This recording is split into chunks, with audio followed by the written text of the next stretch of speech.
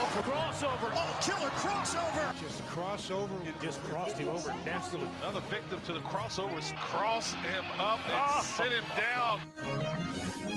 Crossover is powered by Ever Level Concrete Repair in Omaha at everlevelconcrete.com. Nice. Thank you. How you guys doing? Look at this, baby blue. Great. You're wearing a Kansas City quarter zip. Nice. Go Royals. You are wearing a baby blue Rawlings baseball. Does anybody want ball cap. Chris Bubich? You want him? I'm asking You want him again. out of your rotation? I want him to be happy, and I want an outfielder. I am once again asking for your financial support. Exactly.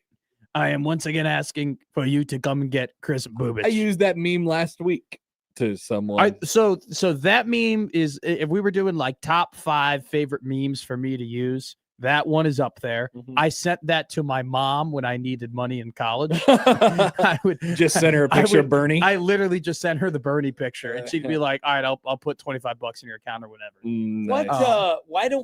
Why isn't the Jason Momoa meme used? What very is much? what's his meme? He's the chair. the collapsible chair. Yeah, And he Oh. puts it down on the ground. which Good was one. a very, very popular one for the longest. Very. Is there a website that you can get the most widely used memes? Oh, great question, Is there Garrett. something that Memes tracks of that? the day. Memes of the day or memes of the year. So that one, the Bernie is one. Memes of 2025. Number 2 easily, and this is the one I use probably the most, is the Isaiah Thomas picture.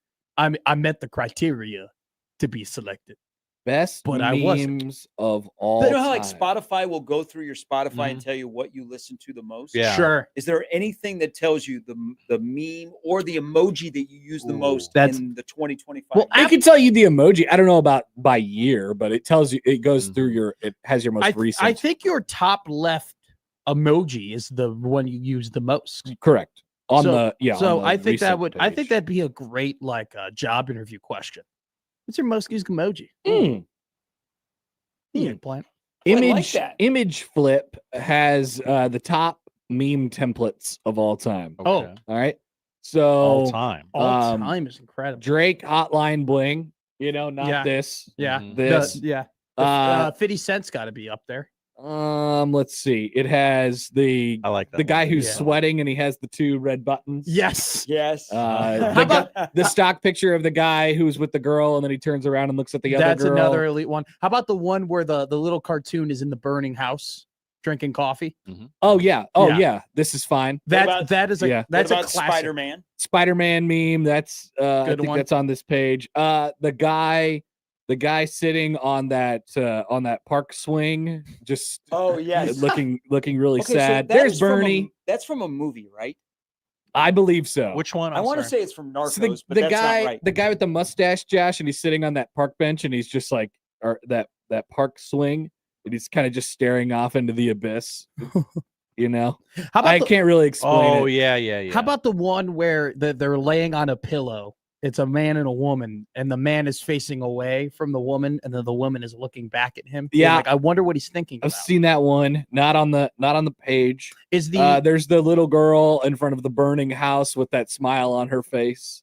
Are there any Michael Scott memes there? I feel like Michael Scott is probably the most memed television character, right? Yeah, but those aren't. I guess those aren't that customizable because Oh, sure. he's got his lines and that's kind of it. How about the- SpongeBob. How about here's you brought up Spider-Man. How about the Tobey Maguire putting his glasses on? Oh yeah, yep. That's I gotta think be- that was on this page right That's here. got to be an elite one. I love memes.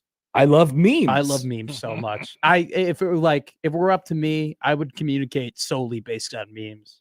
Mm. I have a meme guy. Really? I have a friend who's really good at like using art and AI and whatnot, and like making fun of people and using different memes. Okay. And so it's actually my roommate. I just text Dan 3 stock photos, and I Say, go, come up with something. I go, do something here. Dan actually made a video of one of our friends, and he put his face over Thanos, and he like made him. It was cool. Nice. I got somebody who does offshore memes for me. Good job. I Cool. used to use the one where Trump signs the bill and he shows it to everybody. Oh yeah. I used to use that for the breaking news that everyone got in press releases that everyone would tweet at the same time. Like the Nebraska kickoff time is 12 o'clock. And I would just write it on that instead. That's a good meme. Yeah. That's a good bit. Thank you. Way to use bits. I got to bring that as bit back. bits. That one was good. Do you have a Hall of Fame of Connor Happer bits? Ooh. Probably. What would you say is your greatest bit of your time, of your life? It's the greatest. Wow. Bit, the greatest bit of your life. I think I would have to ask your wife, the listeners, and Josh might be a good resource on this. What is my best bit? Your greatest running bit, or maybe even a bit that you look back and you were proud of. You were like, I'm glad we did that. I like that bit. I like that bit a lot. I mean, I think I like most of my bits. you feel There's good. there's some you probably walk out of the studio and you both look at each other and go, Yeah, it didn't work. Yeah. On the drawing board, it looked pretty good. Just the execution was off. 100%. We've been there before. Have you ever done done the one time we ignored Nebraska ball winning the crowd for half the show? That was Yes. That's a great bit. Some people like that one. Some people did. We'll get to the Caitlin Clark I thing. noticed you came around yesterday. I noticed you both of you leaned into the fact that they have the nation's longest winning streak. I appreciate it. It's right in front of me on Ken Palm every day. We talked about that last week and got no credit for it, and then everybody's like, How come you guys don't talk about it? We I'm talk here to about vouch it. for you. You guys both talked about it at length. Probably could have done a couple more segments on it. Probably. How about Mount Happer? Mount Happer was not, or is that a lifestyle? I don't know. That one was by accident, sort Yeah. of. But that is still named on Google. It is named on Google. You're It's- welcome. It's got to be Caitlin Clark or Grunt the Slate, right? We got to get to that Caitlin Clark thing. I think the Chunkies. The Chunkies. That's a good bit. The Yeah. Chunkies are the best. Did you bit. see Caitlin playing golf last week? yes, At Pro-Am? yes. Many people did. No. Many people did. Ooh, Not gosh, good? She looked good. Many Oh, people were she's a commenting really on good that golfer. part. Yes. Oh, you gave me a look. A bunch of sickos. Bunch of sickos out Yeah, there. she's gotten, but the Caitlin Clark compliments are the most backhanded compliments ever. Oh yeah, this is a Josh bit. Good. That's I ruined a very common word. yeah. That's a good one for Josh. I need a new on that on good. Good. Give me a word to use for a made shot tomorrow. Incredible. Mm. That's a running bit. Yeah, you do say incredible a lot. Is that the bit? No. Here's my problem. The things that I do, they aren't bits. They're just me being an idiot. You know, I wish steer into it. I wish I could tell you that the Monster Energy drink was a bit, or the losing the keys was a bit, or the accidentally comparing Santa Claus to a closer that I shouldn't compare him to was a bit. No. They're not bits. The monster thing could have been a bit, and it would have been funny. Only you would have been in on. I really think you were framed yesterday. I don't know what happened. I'm very confident you Yeah. were. What do you I mean don't. you're very, you I don't know think and you're who- confident. I was. Okay. All right. I All right. I don't We're trying to know- give you credit. I don't know what else I had to have done to prove to you. I showed you, here were my drinks. And then I even came back and I go, look, there's a monster in the trash can. We just went through a careful evaluation of all the things, and we decided at the end that you were probably being framed. Probably. Josh goes, there's one Monster Energy drink in the trash. And I go, oh, that's weird. I had two. Nice. Denzel. Flight. Bang. Text from the 402. Simple being your dad. Yeah, that's a good bit. That's a great bit. Thanks, Dad. I love But you. also just I tell Simple I love him at the end of the interview. see, but that's another guy where Fake Simple is gone. What happened to Fake Simple? I need to bring him back. Yeah. Who's fake Sipple? It's just you have to get Caliendo to do a Sipple. So I would I would plant the first question for the Steve Sipple interview every week.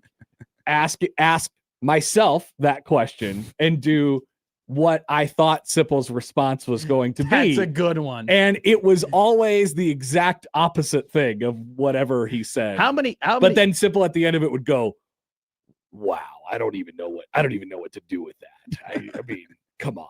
how many we got to be careful here. Yeah. Right. Ah. So That's a great. He never does it with me, but he does it with Gary all the time. He's like, "Oh, Gary, that's an interesting thought," and he takes like a 3-second pause, and then you get a grunt right over the I wish microphone. you guys would have known Sipple in the 90s. Me too. Gary said that to me like at least half a dozen times now, on and had off air. No responsibility, and we're at State Fair Park gambling on horses and hanging out at Hi-Fi Fight Night at Pershing Auditorium before they let him cover like real sports. Sip was a gem. Yep. Before Sip had family and responsibilities. Now Those were the days. Now he's just funny. Sip being Sip. Simple being simple. Now he's just wearing full body deodorant. He had a comment yesterday that he did not think that Oklahoma was very athletic. He did say, I saw that. That one got killed on the message boards. Oh no. That was kind of like the thing about them, right? They were like long and athletic. Yeah. It's okay. Sometimes we play the results and we maybe football move. Maybe that, or maybe that. Hey, was, those guys. That guy didn't look like a running back. Or maybe that was Sipple's greatest bit. Saying the exact opposite of what everybody else thought. Yes. Interesting. That's a great bit. Interesting. There's some people who do that in sports I think media. we're probably in football mode. We're probably just a little bit. There are people who do that and get paid a lot of money. Hey, we like the Big Ten media don't think highly of the Nebraska contingent. I know. But very sad. I would the guests that we bring on, and like we deal most with the Iowa people. So next week, like ask them, how do you feel about Sipple? Now we have matched you up with a Nebraska equivalent of you. How do you think that would go? And we just ask all the Iowa people that we have on. First time I went to an Iowa Nebraska game and sat in the press box, man, they clowned Nebraska media like openly. And I was like, whoa, yeah, we didn't do this in the Big 12 or the Big 8. Like they're any better. The Iowa honks. Well, I why are there 43 Nebraska media people here covering this game? So their bit this year is well, not starting this year, but over the last few years is like the wave is the greatest thing of all time, and you have to respect the wave. And the more you respect the wave, the more respect you get. If you don't, if you just simply turn around and wave, it's not enough. No, it's not enough. And they will watch the opposing sideline like hawks just to make sure everyone is waving. Did that happen last week that somebody was tweeting out that X amount of players weren't waving during the Oregon game? Yes. That they weren't waving the right way. It was more that than not players waving. Are you saying that I will gain respect with a nice little 2 if I end up like posting the video in the press box of the Iowa game being like, oh, look, they're waving. That's how you gain respect. Yeah. And then you got to go the greatest tradition in all of college football. If Nebraska just decided to wave this week next week at a home game, now Iowa, they would respect that so much. I think they should do that. Boy, they just wave at the press box. Now this would be too far because of what it is, but like you could rickroll the wave. Oh no! Connor, do not do that. Or when they have the captains this year, like the Nebraska guys already have their hands out either to shake hands or they're waving. Yeah, the whole time. You're putting the Iowa media in a blender when you do that. They're not respecting, but they're also waving. What do we do? Let's see. Like, could the whole stadium? Now it's a cool thing that they do in Kinnick Stadium, but it's great. We could do something here. Like, could the whole stadium stand up and everybody look south towards Bryan? And even though there's no it's like way over there that Bryan Hospital would ever see. No, they put a live shot of Bryan East on the video board.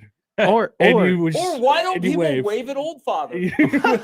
I remember when I used to be able to see you. Or you D's nuts the wave. Whoa. And you go, all right, everybody, go ahead and turn around and we're gonna wave, and then they play the psych.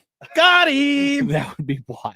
And they go, turn down for what? But you know what? Like they have become wave police. Like if you are in the stands, it's pretty cool because everybody turns around. But you're right. They pay more attention to people that don't wave, and instead of all of the people that are waving, how cool it is to see the kids on the top floor waving back. It's like anthem police. Yeah. It's like, do you hate the troops? Do you hate sick kids? Why do you not have your hand on your heart? Of course not. Nobody hates sick kids. Here's what you should do. You should go next year to Iowa City. You should take a video of the wave like they want you to do, and then you should write a decent college football tradition. Oh. or a top 12 college football tradition, or you know what? Like the Iowa fan base on Twitter, it would just be a miserable day. Like it would be horrible. And yeah, muting people. you'd have to shut it off. Yeah, you'd have to leave. Dump it and just leave Twitter for the. What do you think? There's a radio host in Chicago, very big market, who hosts a very important show on a very important radio station. Regular market. Who has blocked, who has not allowed anybody to comment on their post on Twitter. So you can't do that. They are on a prominent station in a prominent time slot. You can't do that. You got to just let it go. And unless they follow you, you cannot comment on any of their tweets. Yeah, you can't do that. Then you're soft. Okay. Thank you. Yeah. Whoever that person is, who is it? To Layla Rahimi. Layla Rahimi. Yes. She's got Leah Ramini. Yeah, she's got all. You cannot comment on her Twitter post. Now, what precipitated this? I have no clue. I don't know why. What were they spamming comments about? I have no idea. For her to shut it down. I have no idea. But you can't comment on her Twitter post. Okay. But she's still tweeting like about opinions and on the games and everything like that. Got it. I ran into it and I was like, I'm shocked. Part of me though is kind of like, you know what? Good for you. Part of me is kind of like, you're not even No, you can't shut it down. No. You gotta just eat it. Fire. Yeah. Well, I mean, you don't really have to face it. You could just leave. Just put your phone down. I will say if she is facing, because like being a woman in broadcasting is hard. If she's facing like bad comments and that, like sexist comments, that's what I mean. Like, yeah. If that is the root of it, you're totally okay. You're totally fine. If you just can't. I got a tweet from Sam. Hey, Sam. An AI Facebook post about Matt Rule telling fans to wave at the kids despite any rivalry would do numbers with the old. It really would. So what if they really walked up into midfield and Nebraska came out? They had fake hands. They had they did baby hands. They did baby hands. And they just put the baby hands out there, and they just had the pole, and they were like, "Here, shake these." Wow, we're shaking your hand. You know what? Instead of shaking hands, they just say, "Pull my finger." Hands this year. It's not that hard. Shake their hands at midfield and let's play football. No, okay? I don't know. I think they just go further into it, Whoop. You're going to have to be quicker than that. If they're going to do that, then they deserve to have their ass beaten at home. All right? Yeah, they should have shook their hands. And then let's play football and beat them on the field. I agree with you completely, but it would be funny if they just decided to go the complete opposite way. What if they had the little fart button things on the hands, where it's like they go ahead and they shake it and like, I gotcha. You're shocked. This is what you do. Just send Dylan out there by himself in the rascal. Okay. Here comes Dylan scooting. What if everybody waves at Dylan at the end of the first quarter? Oh, dear God. Josh. Are they instructed to by Husker Vision? That's right. Everybody, take a look at the video board. Everybody pull out your wallet. Wave it at Dylan. Okay, here's a real question. So Dylan probably will still next week be in the rascal. Does he lead Nebraska out of the tunnel walk? Well, that's TJ's job now. But what about Dylan? Well, he's going to take a back scooter. You don't put Dylan in the back. They did for the UCLA game. He wasn't there.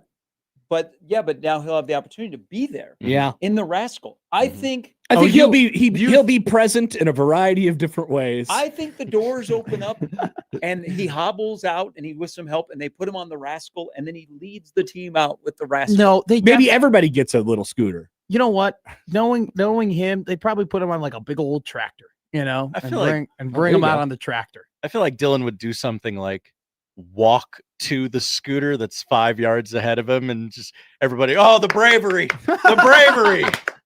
Now that is a good idea. Or it's like on what movie is that on where it's a Ricky Bobby? He can walk. He's fine.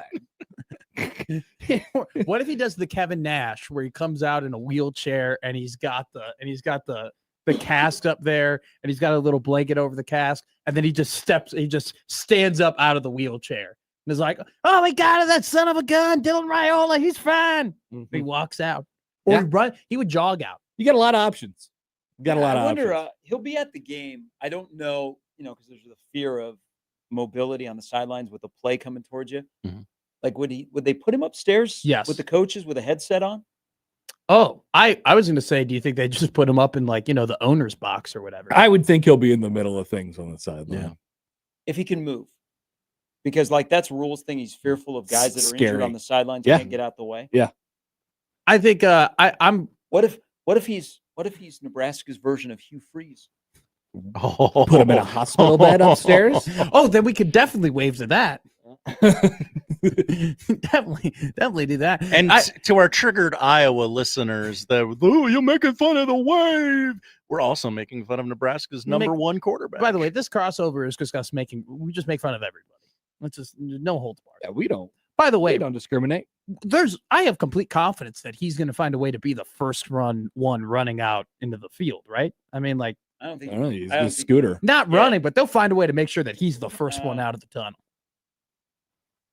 he'll be in the. Well, it'll be senior day, That's his thing. so That's his bit. That's Dylan's greatest bit. He's going to running scooter out of the tunnel. flowers to all the seniors. Yes. Scoot flowers. well, will it be Dylan's senior day? Scoot flower sounds like some slang that you'd I don't think find on you the could- streets. I don't think you can. You've only been here for 2 years. You still have a year of eligibility left before you're eligible for the draft. You're going through senior day. Yep. That's very interesting. What if they brought that bull back that Matt Rule sat on and Dylan rode that out? The What? bull. The cow, the bull. Oh, the bull. The steer. The BULL. Yeah. The cow, as I refer. That's a bit of mine. I Okay. refer to it as a cow. Over the Were people really mad at you? Yeah. Oh yeah, they were like, "Don't falling say-" over they themselves were like, to "Don't correct say him. cow." And I just kept calling it a cow even harder. People, man. Exactly. People. Exactly. Is it not a cow though? I don't know. No, it's a steer. Okay. Well, can you milk it? Okay, wait. I don't So think the it's a dairy cow. I'm gonna be so Do you Highland. think that Highland Dairy would have that Mm. cow at their I use? like the we gotta have way some you make speaks me about that feel. cow that's in front of Baxter. All right. There's some parts of that cow that are very graphic. Oh, it's anatomically correct. Yeah, but graphic. I haven't seen this cow. Well, so it's the Highland. So Highland Dairy sponsored the Omaha game. Oh, So they brought the cow. inflatable. No. no, It's like, like a paper wooden, mache. huge Yeah. cow. Whoa. It's like their display. Whoa. Gary knows exactly what I'm talking So about. yeah, but why? I mean, why are you offended that It's cows just- have udders? It's just very veiny and just very graphic. Well, Get over that's it. Part of the cow. Learn about farms. It is That is part of the dairy cow. It is, but Connor, if you were to see this thing, you'd be like, whoa. Hey man, you go to a farm one day, you go see some stuff. Hey, Maybe I should You do know that. what? Maybe I should just go to Actually, that's a farm. great bit for next summer. Matt detassels. oh, Great bit. This would be that would be fun if I actually went. I If don't know somebody that like that's fun. worked me, It if I would not be fun. if after a show on Friday, like we did content, and somebody just worked me to the ground at the farm as me being a city kid. I think you'd have to do the show from The farm. central Nebraska, western Nebraska, wherever it might be. so you'd be Get- like in Springfield. Yeah. Gary, I'll give you. just outside of town. Gary, I'll give you a take on who should be the quarterback in a second, but we actually have to go and put hay in the barn right now. I don't know. I heard the hay was in the barn. It will be on Friday. Gary would have a field day with all the teases, all the farm-based teases on that show. Well, I mean, I'm from Iowa, so we grew up in farms. You'd be a farm hand, like they're going to tell you Hey, what to do I look- and you have to do it. I look good in the flannel. It would be Flannel? hot. Yeah, no. Like extremely sweltering hot. Like most of the work is done before sunrise because No, it's so hot. No, it would be What terrible. are we now in I'm not- West Texas? No, man, we're in Nebraska corn sweat. I'm telling you right now, I would not be able to do a farmer's job. I don't want this to be made out at all. but would you being like to try for a week? for a week? I mean, it theoretically you'd be there for more than that. For like You have I'm- to finish the job. I'm saying, well, You're you not know, just like don't know. showing up and doing a cool I'm- TikTok I'm and then gonna, I'm leaving. gonna be real with you. Like I'm terrible about that because I'm the worst person when it comes to movies and not finishing them. Like it takes me weeks. Like I'm still watching The Patriot From 2004. from 2001, but I started it last Monday. I'm still working on it. Jeez, I don't even know how you do that. Well, I now I kind of low-key forgot where we're at in the movie, but he just put he just tricked the really evil guy who killed his son. He went ahead and he burned down the aunt's house in Jamestown. Okay. That's where we're at. Well, you'll get there. I feel like you're not that far into it.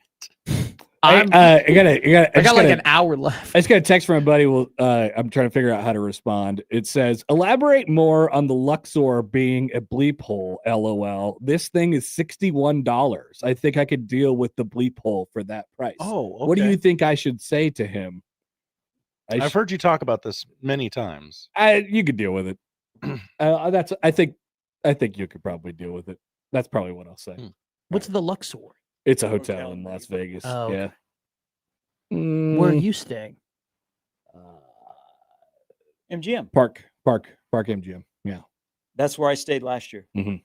Nice. I think that's where the majority of the Yeah. teams are staying this across year. the street from T-Mobile. Yeah. Oh, great place. They've done a lot. Tomorrow, the Elimination Chamber tickets go on sale. And if I don't end up getting those, then we're booking the Vegas hotel. Attaboy. Yeah. So we're spending $300 to $500 regardless tomorrow. The Earlbecks, who are on my mom's side of the family, they have a large farm in Manning, Okay. Iowa, outside of Manning, Iowa, which is about an That's hour. where Nick Gribb's from. He'll know the Earlbecks. There you go. Junior. Wow. He probably Junior does. Earlbeck, my uncle Junior. What's detasseling? That's actually a great question. I don't know. Incredible. I genuinely don't know. I mean, my grandparents lived on a farm my entire life. They always tell me, come out and detassel during the summer. You could really work. Look at me because I'm from Iowa. You're- I'm from you're- Urbandale. You're taking whoa, you just said you were from Iowa. You knew about farms. You're taking the stuff off the corn. Yes. The tops. Yeah. I don't know Oh, what it does yes, or it why, is. but It is not. I did it for a week. Yeah. And no, I'm not cut out for that. I mean, it's just it's not fun.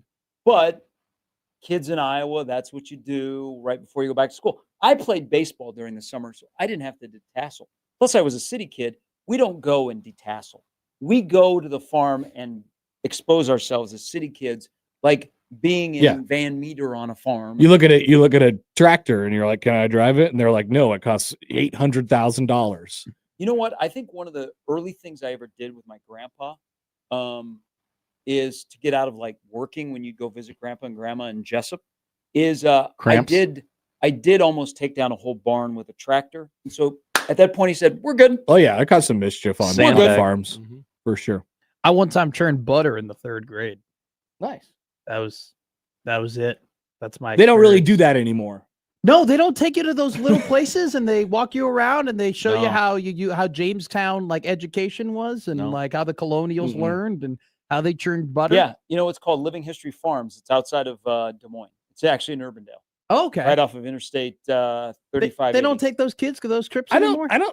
never did it as a Yeah. kid. My field trips Well- as a city kid were to the Omaha Royals game, the zoo, and Schramm Park. And I'm That's- pretty sure that's it. We almost every year we went to one of those farms. Now I think it's more popular in Chicago because they're like agriculture is important and none of Oh, you and the kids. Sack Museum. I loved the Sack Museum. What's the Sack Museum? We talked about the Sack Museum last week, the planes. the one that's Strategic got Air the Command. desk. Yes, the one that has the desk. Yep. And then you can go over to the park where you can drive through and touch the animals. That's right. That's- Wildlife Safari. You could do that, or you could go visit our friends at Round the Bend. You should go to the Testicle Festival. Middle of June. It coincides with the College World Series. Excuse Testicle me? Festival, Round Yeah. the Bend Steakhouse. Yeah. You should go there, period. It's a great steakhouse. Yeah. Yeah. But in June, middle of June, You just they eat have, testicles. That's Mhm. right. yeah, that's why Testicle Festival. That doesn't sound very appetizing. They're not bad. Oh, it's good. They're pretty not good. bad. I've never had a testicle. Well, you will. I've had a duck liver before. All right. A little bit different. It's quite great. It's foie gras. It A little bit different. was awesome. Yeah. It was one of the best things I've ever eaten. Yeah, we're gonna get you out there. To eat testicles. Yeah. Can I decline? No. No. What is this? A big red overreaction? Yes. I can't say no. You're the only one By the available way, to am I eat these doing testicles. the bowl game, Josh? I feel like you probably shouldn't have to, but I don't know. Sounds like Depends you on just what signed the- up for it. Depends on what the date is. Probably should send an email out about that. Probably don't know the date yet. Brian says, but we do can we- narrow it down to like 3 days. Do we want to have young Matt assist in birthing some calves this spring? I No. can make it happen. Nope. I The would- calves will die. Jeez, Josh. I don't know how, but the calf would die. I would love to Also, see a Cody horse says, born, though. I could promise the Wilkie family that Matt is friends with from Stanton can put him to work. They put me to work as a young lad. Whoa! How do people know that? Who's that? I don't know. Because you talked about knowing people from Stanton. Yeah, you know farmers. Yeah, but that's oddly specific. Well, Who's that person? Do they have a name? I said Cody. Yeah, Cody. That was Cody. I don't know if I like being doxed like. All right, so Brett says this. He says detasseling. The tassel on the corn plant is the males. The silks on the ear of the corn is the female. Seed companies create hybrids by cross-pollinating. They plant one row the male, then 4 rows the female, and so on. Most of the detasseling is done by equipment now, but they still have kids walk the rows to remove any that the machines mix. Yes. Oh. But that was I didn't know a lot of that. when I did it. I did when I was 14. They did not have machines. We did it, and it was miserable for a week. Yeah, I could not handle the tasseling back in the Also, day. one more tweet before we let you guys go. This is from Swag Surfer. Hi, Swag Surfer. What kind of ghouls would make fun of a jester to a bunch of critically ill and dying children? You and your ilk are apparently the lowest of the low. We did not make fun of any of the dying children. We made fun Nor would we ever. We made fun of the guy who hurt his foot playing football. That's who we made fun of. Okay. Thank you. By the way, it's for funny setting that the Cody record said that straight. I'm glad he's back. He's a diehard Hawkeye fan. Yeah, Swag Surfer. If I told Mr. Wilkie, by the way, hey, Mr. Wilkie, I would like to help you on the farm, I think he would laugh in my face. He'd be like, nope. Just say anything you need. He's like, you're here to drink beer and make us laugh. You don't need to do any work with us. Well, you could show up. Yeah, that'd be funny. You could show up and do comedy. That's what I do when I go over there. Oh, we're out milking cows or getting the eggs or whatever else. They're on the field. They have a really big just area where it's like there's nothing there, just a really big plot of land, and he just gives me a bucket of golf balls and he goes, go and hit him, kid. But shout out to Iowa for Nebraska should do this. The ANF stickers, America Needs Farmers. Oh, yeah. They love farmers. Are you sucking up the Swag Surfer? Well, I've always been a respecter of Iowa. I always have. The state or the if you football listen team? to the show. Yeah, somebody got mad at me the other night for saying something about Lincoln Riley, and I was like, dude, I'm good. I'm good with Iowa. All right. But Lincoln Riley was feeling himself. Were you like the 50 Cent meme? Yeah. Don't look at me, man. Why you say at me for? What you say bleep me now for? Now they got with their first baby, baby mama Marissa. Exactly. They have a so John Deere. I think John Deere is on the field at Kinnick Stadium now. Yes, they are. Yeah. We just need John Deere to quit screwing with the city of Waterloo. Thank you. I do recommend the John Deere Museum in Waterloo. It's worth it. I had a buddy who worked at that plant or whatever they call it. I had a couple of cousins that have worked there, got laid off, got rehired, laid off. It's a volatile industry. All right, Waterloo Jessup Independence. You know what? You go to Iowa Stop City, messing with Waterloo. There. Stop it. I agree with you. Eastern Iowa, Cedar Rapids. You mess with Waterloo, Marion? You mess with 1620 the zone. Mm-hmm. Mm-hmm. What was that? Your hype speech voice? Did you just go in and out of that? A little bit. Can we tell Frank Caliendo to develop a Steve Sipple? We'd have to send him some tape. Yeah. We definitely could. We could send him a lot of tape. I'll see Frank next week. Is he going to be in person? Yeah, he'll be in Vegas. Oh, yeah. I thought he was going to be here. Whoa. Can I read this real quick? Absolutely. The proposed Big Ten equity deal, assuming all schools end up on board, would pay $190 million each to Michigan, Ohio State, Penn State. 155 to USC, Oregon. 110 each to everybody else. Yeah, Nebraska's a third-tier school. One source from one of the everyone else schools says, "Wait, so we're the same as Rutgers?" Mm-hmm. That's so right. People now are trying to figure out who that school was that said we're the same as Rutgers. I'm telling you, man. Well, big red button. Probably Nebraska. This is a horrible thing. So good job by Michigan and USC for holding this thing up. All right, see you guys later. That's probably a Happy New Year for us, by the way. Pretty good. That's the crossover powered by Every Level Concrete Repair in Omaha, everylevelconcrete.com. It's Tuesday. We'll start things off next.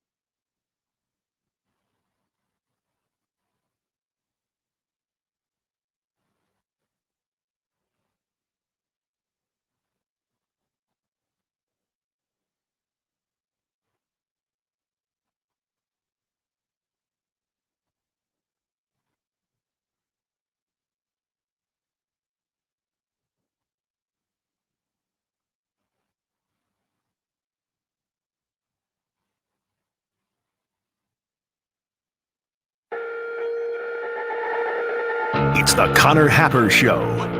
Are we sure we want to do this? Could you, make an announcement that we're ready? It's the Connor Happer Show on 1620, The Zone. All right, welcome in. Happy Tuesday. It's the Connor Happer Show right here on 1620 The Zone and on 1620thezone.com. Connor Happer and Josh Odson with you here on this fine fall morning / afternoon. Glad to have you here, everyone.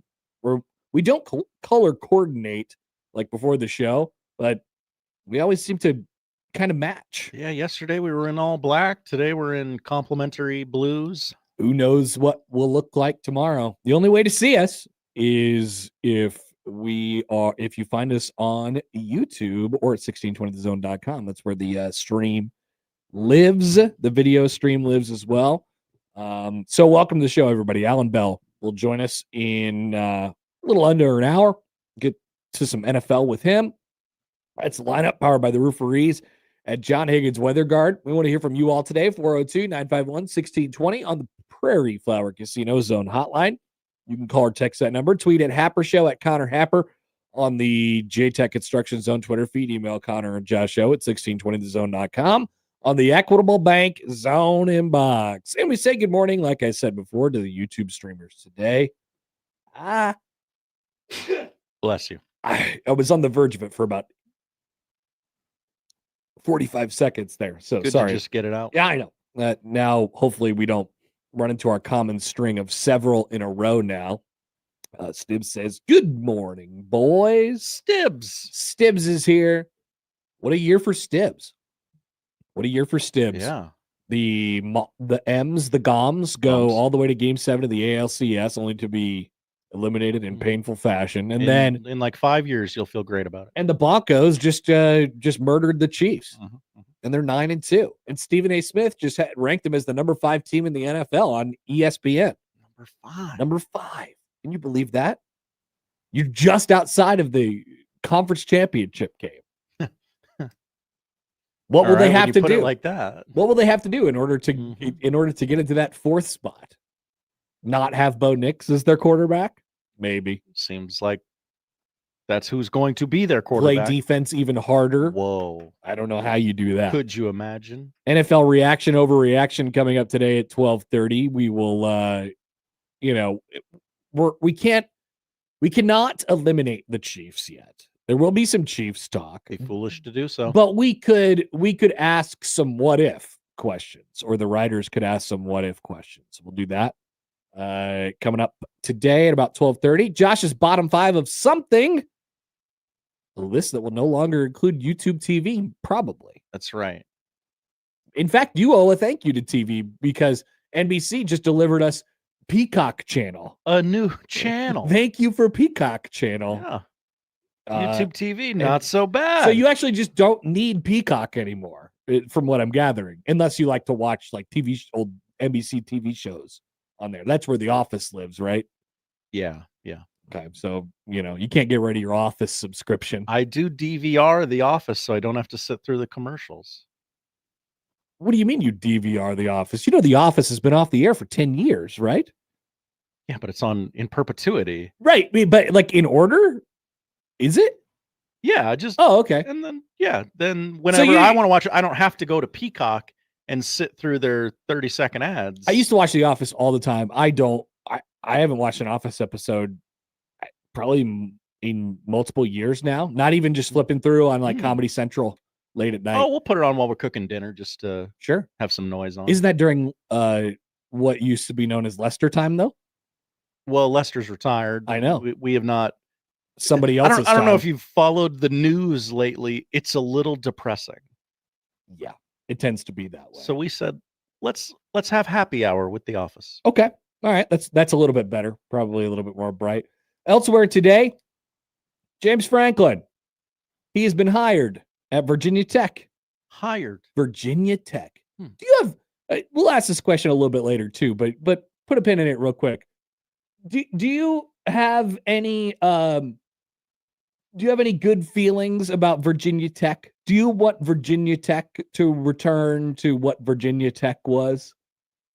I liked when Virginia Tech was good, but I feel like that's probably just a me, like during the time I grew up thing. Like they were good for my entire childhood. Michael Vick, Well, yeah. Marcus Vick. Beamer, they were a big program. They went to a national championship game, and I feel some sort of nostalgia for like old Virginia Tech Miami games at the end of the season. But that's my only connection to Virginia Tech. On the old video game, yes, I would always schedule as Nebraska, I would always schedule a non-conference game with Virginia Tech, so I didn't play them in the national championship game because it wasn't sexy. You didn't want to play Virginia Tech in the Nebraska had a home and home with Virginia Tech. It did not go well. It did not go well, and we don't talk about Matt O'Hanlon on this show. Wouldn't dream of it. People would defend Matt O'Hanlon. They would say it wasn't his fault. It wasn't Matt O'Hanlon's fault. That he had 3 picks against Oklahoma in 2009. I'll say I still remember that Virginia Tech game. I watch the videos sometimes. Danny Cole running down the sideline. Matt O'Hanlon's nowhere to be seen. Where is he? Where is Matt O'Hanlon? I don't know. That's my connection to Virginia Tech. Tyrod Taylor, things like that. He's going to start this week. Michigan holds up the everybody gets paid deal for now and hopefully forever. Good job, Wolverines. Nice job. We'll dive into that. Lane Kiffin has been given the old tomato by Ole Miss. Nice. And we got a little late breaking news to the Connor Happer show. Whoa, what's going on now? At, let me do the math here, 11:10 or 11:15. Yes. He's going on McAfee? Yeah. Nailed it. All right, perfect. What's he going to say there? Probably nothing. Many people have been tracking many flights and seeing where Lane Kiffin or members of Lane Kiffin's family are flying to experience things over the last couple of days. We'll take a Tuesday vibe check on Nebraska football. Is this as good as you've felt about Nebraska being a 7+ point underdog on the road? Period. Ever. I have a list for you. We'll go through some of those games. Okay. But I will tell you, Nebraska is 2-28 straight up in their last 30 games as a 7+ point road dog. 2-28. We'll tell you what the 2 are, and then look at all of them as we has gone throughout the show. They're 0-28 against ranked teams. Tony Petitti is an idiot and wants to make the college football playoff even bigger. So nice job by him. Okay. Yep. And plenty of other things going on today throughout the show. John writes in on the text line about Virginia Tech. Hi, John. Vintage Thursday night, Virginia Tech blocking punts and returning kicks was awesome. Okay. So I'm glad that somebody has a little bit of nostalgia for Virginia Tech. I thought it was maybe just me. I'm like, this feels like it applies to exclusively like people who are exactly my age. Exactly your age. Yeah, because it just that was the time where I really started to get into college football. And Virginia Tech was just always there. I mean, they always look like they just came out of a deer blind. That's true. They're so maroon. And every, for the last 10 to 15 years, if you're just getting into if you're like Matt's age, you're like, what? Virginia Tech was a power? Yeah. I kind of had that thing up and running. Yeah. They were really rolling. All right. That is the setup for today's show. We're pleased that you've decided to be with us this morning and this afternoon. We'll definitely keep a close eye on what Lane Kiffin has to say on Pat McAfee coming up in just a little while. We'll be back after this on the Connor Happer Show on 1620 The Zone.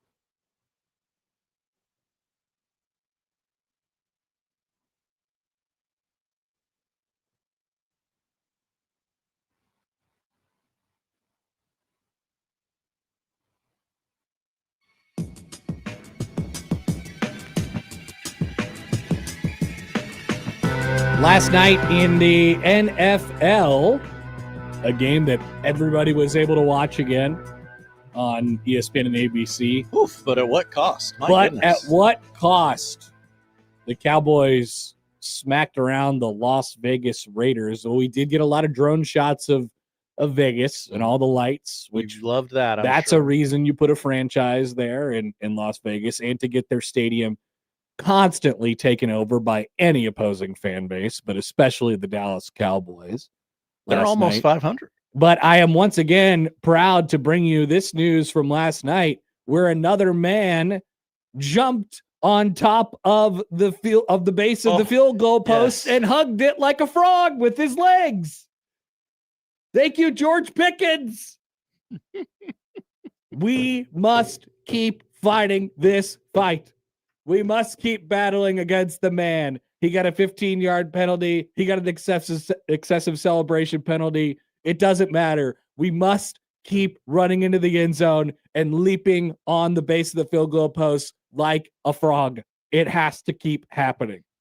It is the best. They can't flag us all. And they can't show it on TV either, because they're under very strict mandates, but you'll see it. The children. You'll see it afterwards.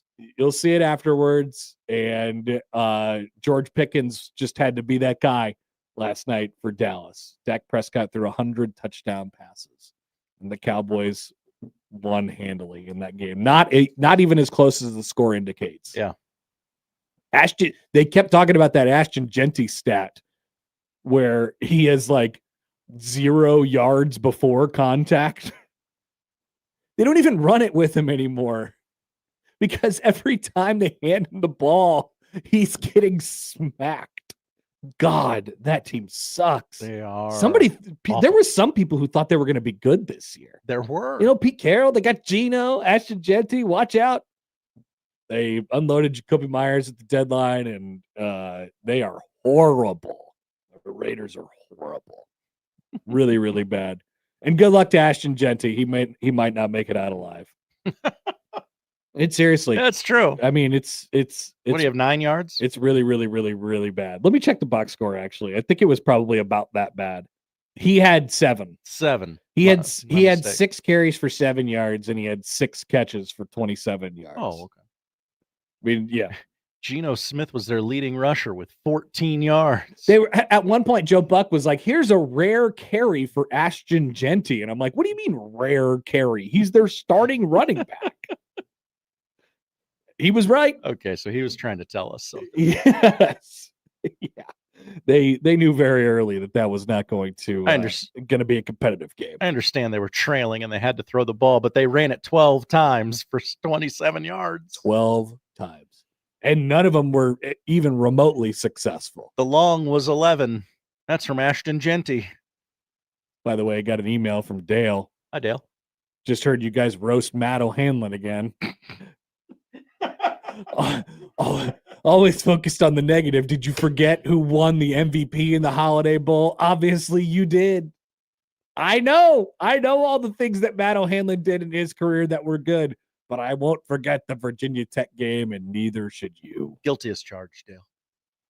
Obviously, I apologize to Matt O'Hanlon, but he had a great career. I'm not ready to go there. He had a great career at Nebraska, but he had a bad Virginia Tech game when it mattered the most. Actually, I think he had a decent game that game, but a play got sucked in on the run.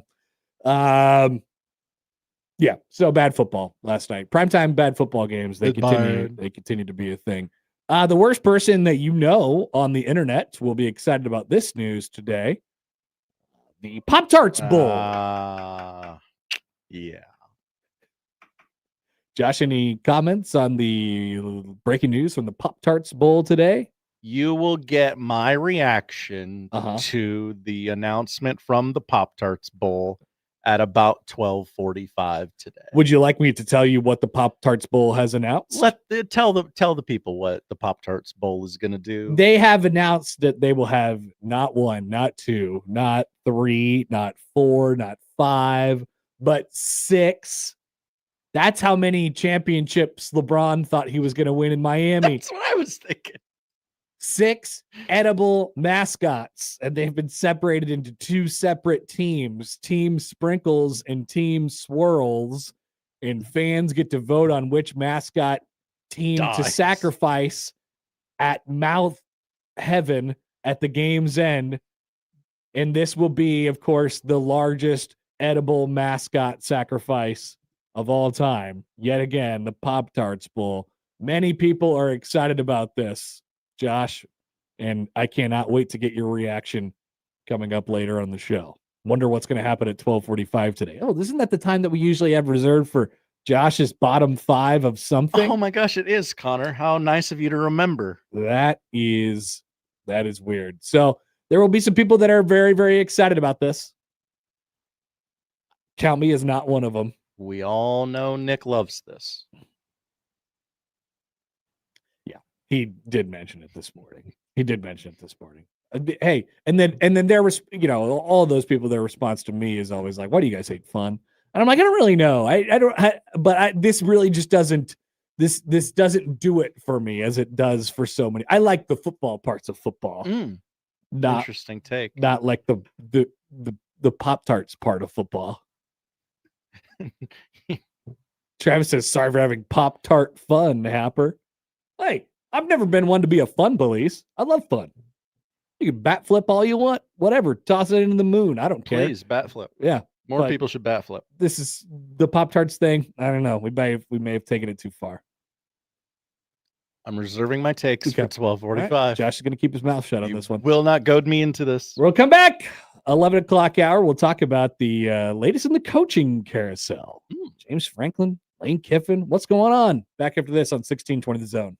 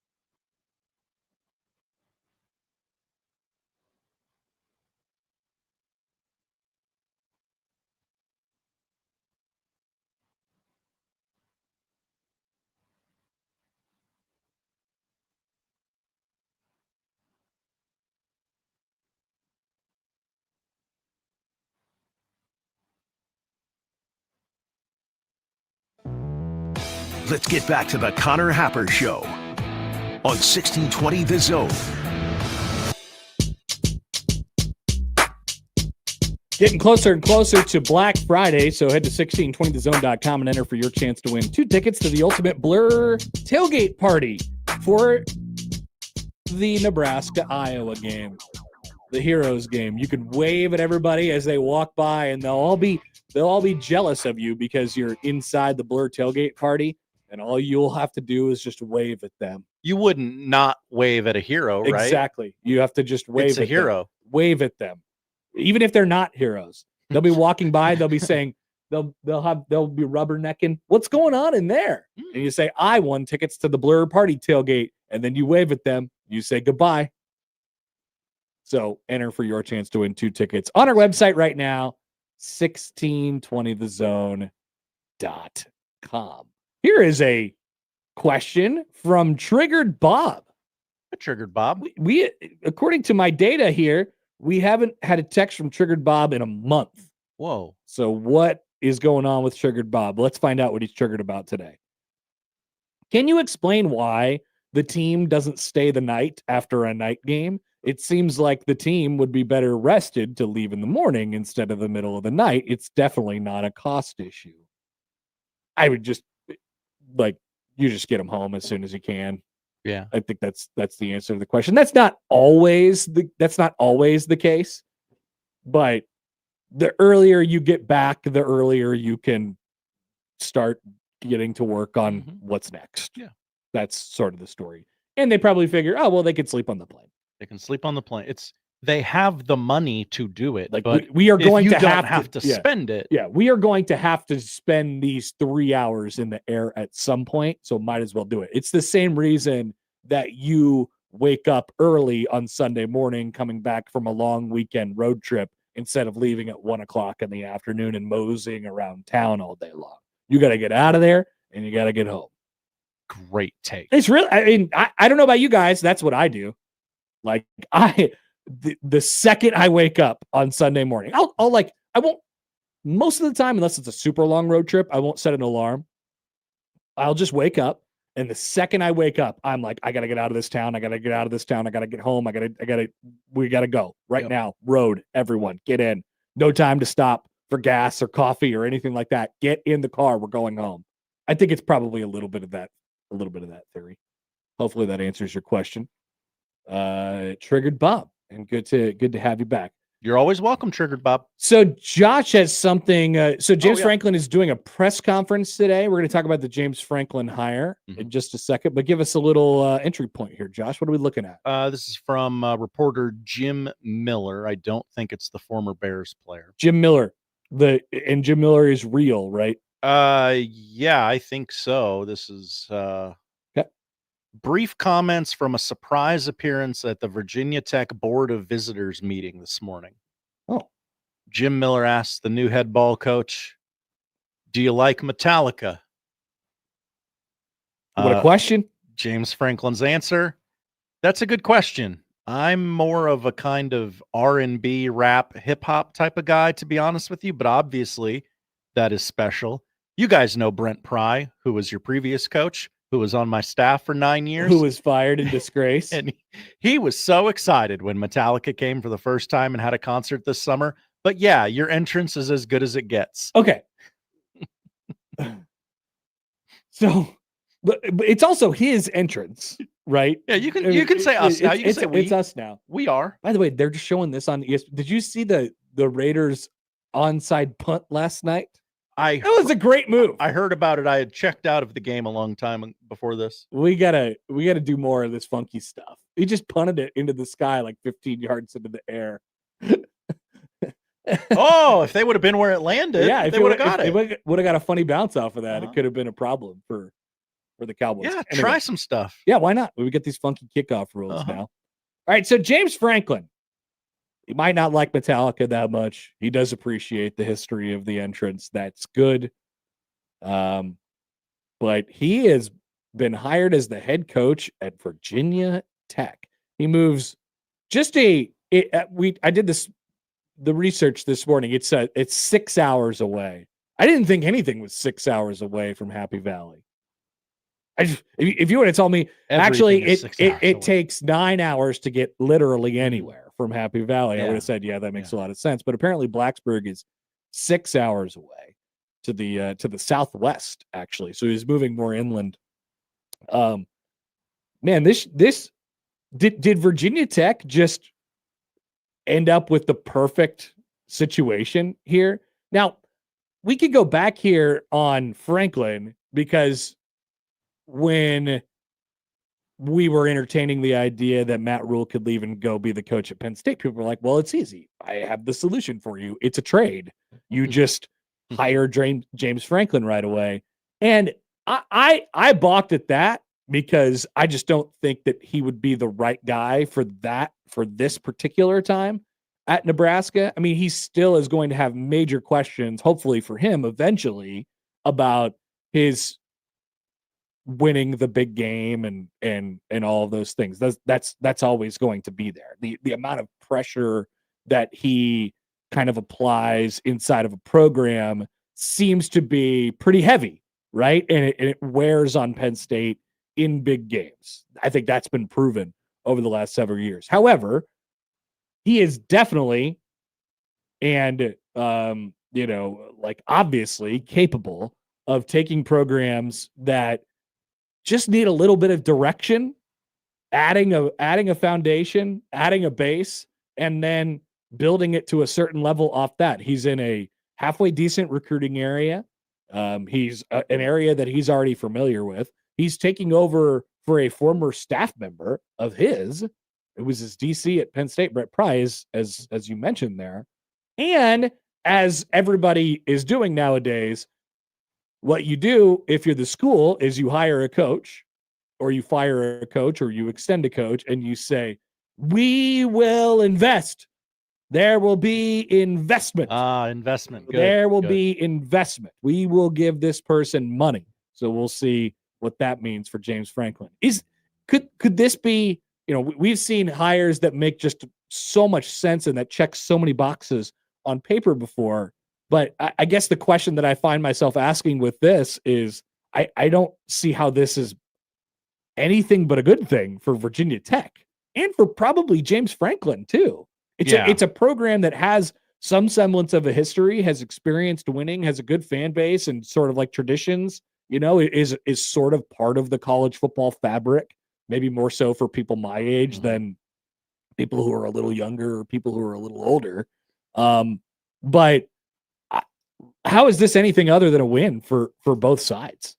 I've seen your jokes online that James Franklin won't be running into any top 10 teams in the ACC, and you're kind of right. Like, it's easy is not the right word because all these conferences have challenges, but it's a good spot for James Franklin. It's outside of Beamer, it's the most accomplished coach that Virginia Tech's ever had. You could argue that it's the best coach Virginia Tech has ever had. I would think. I mean, probably not better than Beamer at this point, but no doubt about it. I mean, it's one of two, basically at this point. And so, if they get to the point where they're winning 7, 8, 9 games a year, and then make the playoff once every 5, 6, 7 years, something like that, then that is an excellent spot for James Franklin. I think Virginia Tech should be really, really, really happy with that. Obviously, everybody, they probably won the coaching carousel already, depending on what Lane Kiffin does here. But I don't understand how this is anything other than a huge win for both the sides. So it makes a lot of sense, and I think you'll win. But at what level? I don't think that's a question that you have to answer for a few more years down the line. They're down pretty bad there in Blacksburg. Yes. They got 2 tough games left, but they got to be feeling pretty good about themselves today. Oh, yeah. Hey, we got a guy. Back. It might not be the guy, but we got a guy. Fell right into their lap, too. Yeah. I mean, I saw that Arkansas fans were a little triggered on the internet yesterday because they feel like they got sunned by Virginia Tech. All right.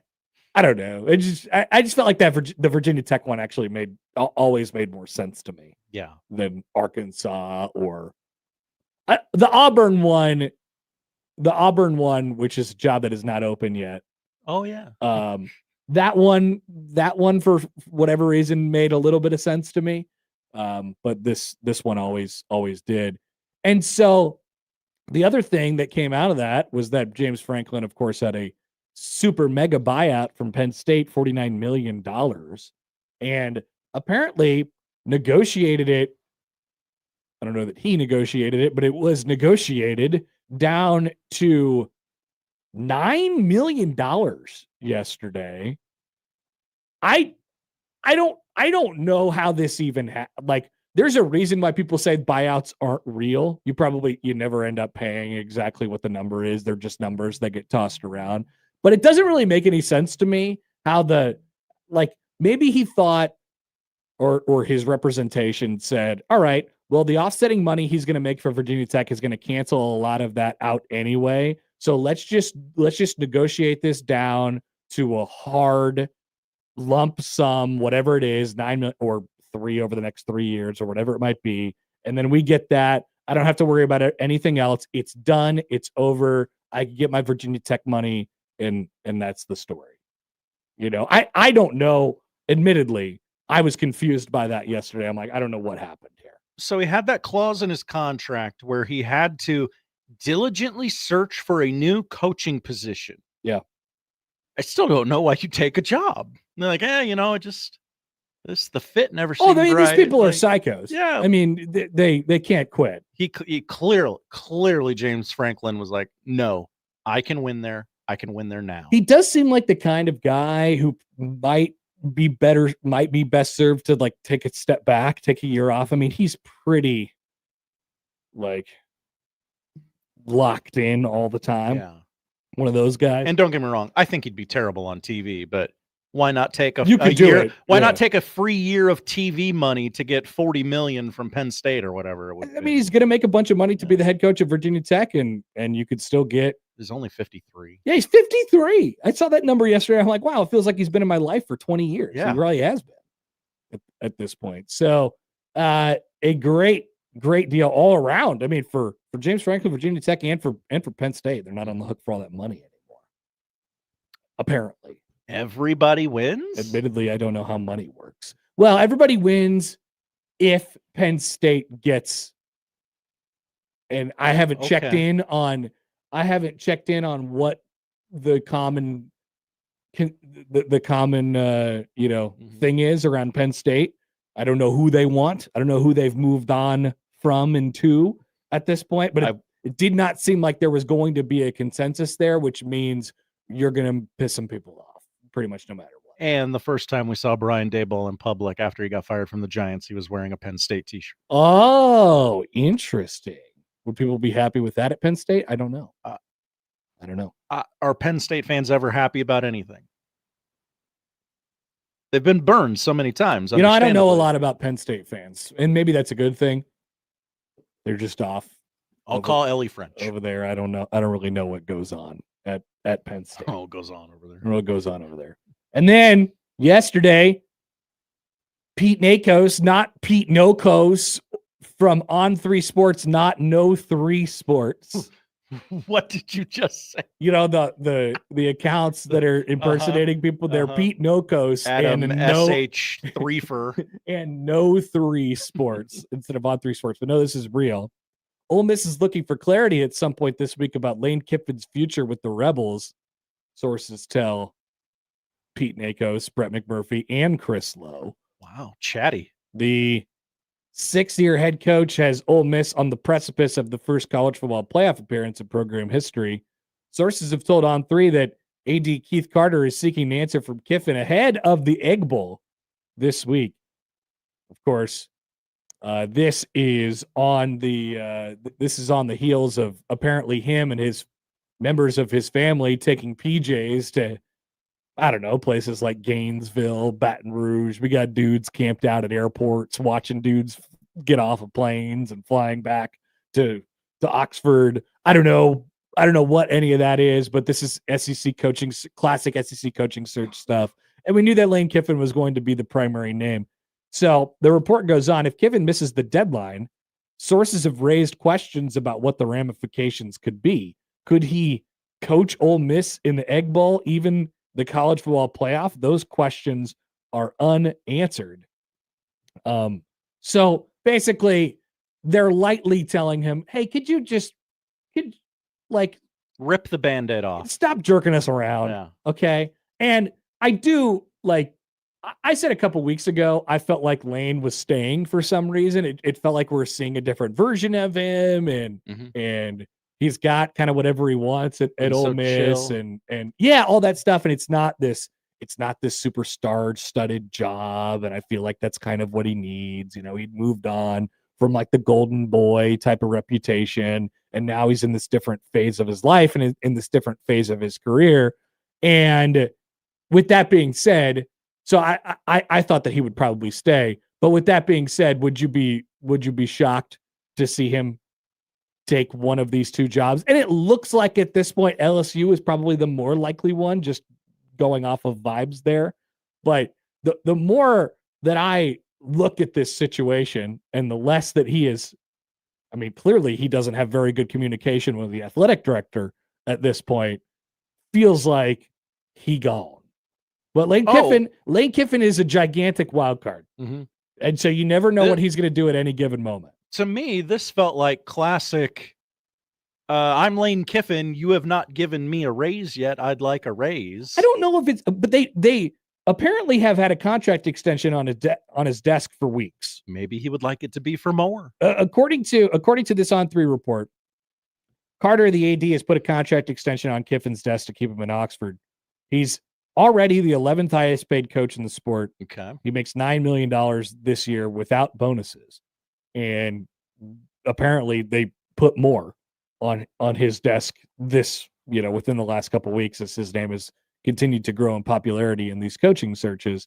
So I feel like if that's not signed, you kind of have your answer. Feels like he's going to be the next coach at LSU. And then that feels like where this is headed. The typical Lane Kiffin troll tweet from 6 hours ago, which you do the math on when 6 hours ago was, pretty early. We're late. This is clearly from a everyday inspirational journal. Sure. How do you know what to do next? You ask yourself honestly what your 90-year-old self would advise you to do. What, and it goes on. There is also about, that part of it. Yeah. He very well could be messing with people. He likes to mess with people. To me, it feels like he's messing with people, trying to and is going to stay. Interesting. Yeah, and he's a total wild card. I could see that. I can see that, but he's got it up better than LSU and Florida got it right now. Why go build? I mean, you're not really building at LSU. You're not really building at Florida. True. I mean, you got the players to win, right now. All right, it feels like classic Lane Kiffin games to me. Okay. All right. That's it. This is all going to be done on vibes. It seems like 100%. I just feel like the fact that he has it already signed to continue on with Ole Miss is a little bit of a sticking point for me. And to the point where the athletic director, not publicly commenting, but obviously is leaking out, hey, look, I told him if it's not done by Saturday, we're done here. Like, he obviously doesn't mean that. Mm-hmm. If Lane Kiffin doesn't have his mind made up by Saturday, and then at the end of it, he decides that he wants to come back to Ole Miss after they make or don't make the college football playoff, the AD is going to say, oh, thank you, please come back. No. I don't want to do this anymore. I don't want to find all this information about myself right now. Far be it from me to explain relationships to you, Connor Happer. You famously married your high school sweetheart, all that wonderful storybook stuff. When someone gives you an ultimatum, usually not pretty good. It's already over. Yeah. So I understand I'm arguing against myself with that point, but yeah. Well, I would tend to agree with you. Lane Kiffin does not seem to be the man you give an ultimatum to either. So I would put him in the category of he gone at this point. But I can't wait to see how it goes. I can't wait to see what, like how it's done. and then where he goes, although it seems like LSU is going to be a good spot for him. They doing this on McAfee? What'd you say, 11:15? Yeah, it kind of looks like they're stalling right now. Feels like 11:15. There's a giant Dr. Pepper ad on the screen. Now, that would be funny if they were like, hey, we're going to have a Lane Kiffin on the show at 11:15, and then he didn't show. That possibly even more pointing to what you were explaining, classic Lane Kiffin shenanigans. Classic Kiffin. John writes in, hi, John. Is it possible that Lane is using his family as decoys or something just to take nice little weekend trips to those college towns as a way to leverage more money out of his current place? That's literally what I thought it was. Yes, it is very possible.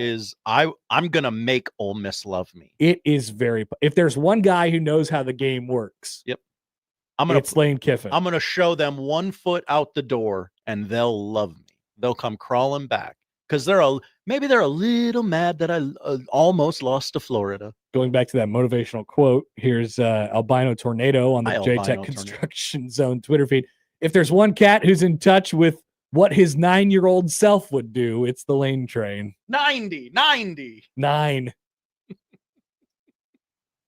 Like Lane's in touch with what his 9-year-old self would do all the time because he might still be kind of a version of that sometimes. All right, before we take a break and get to Allan Bell here's some news that just hit the inbox. Lane Kiffin extended. No. Emmett Johnson has been named Doak Walker Award semifinalist, one of 10 semifinalists for the Doak Walker National Collegiate Running Back Award today. One of 10. Nice job, Emmett. Maybe he wins the whole damn thing. The Heisman? No, not that. The Doak. Emmett for have you voted Emmett for Heisman today, by the way? Is there like a Doak Walker pose that he could do? Oh, yeah. What does the Doak Walker trophy look like? Could he just Doak Walker trophy images?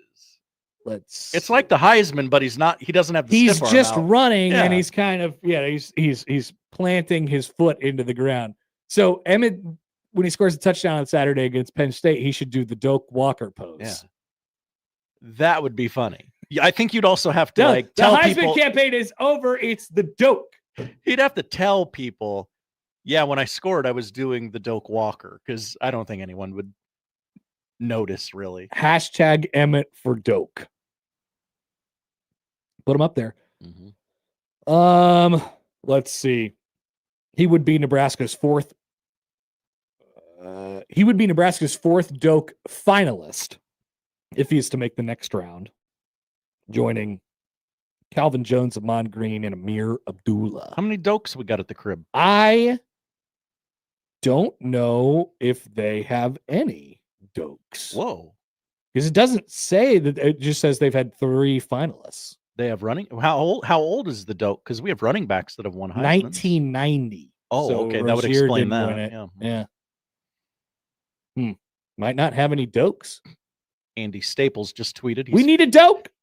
Andy Staples furious that Lane Kiffin is not on McAfee. Oh, there he is. He just appeared. Hey, Lane, what are you doing? All right, let's take a break. We'll get to Allan Bell. I'm going to turn this up after this on 1620 this up.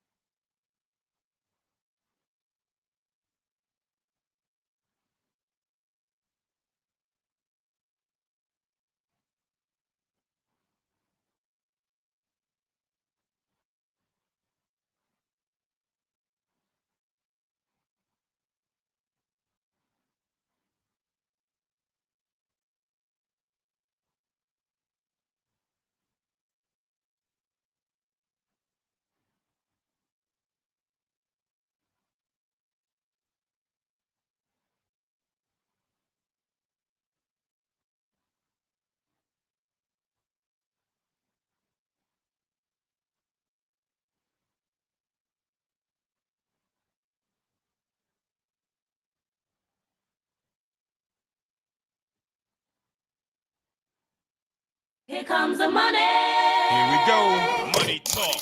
Here comes the money. Money, money, money, money. Allan Bell, the AB3, on the Connor Happer Show on 1620 The Zone.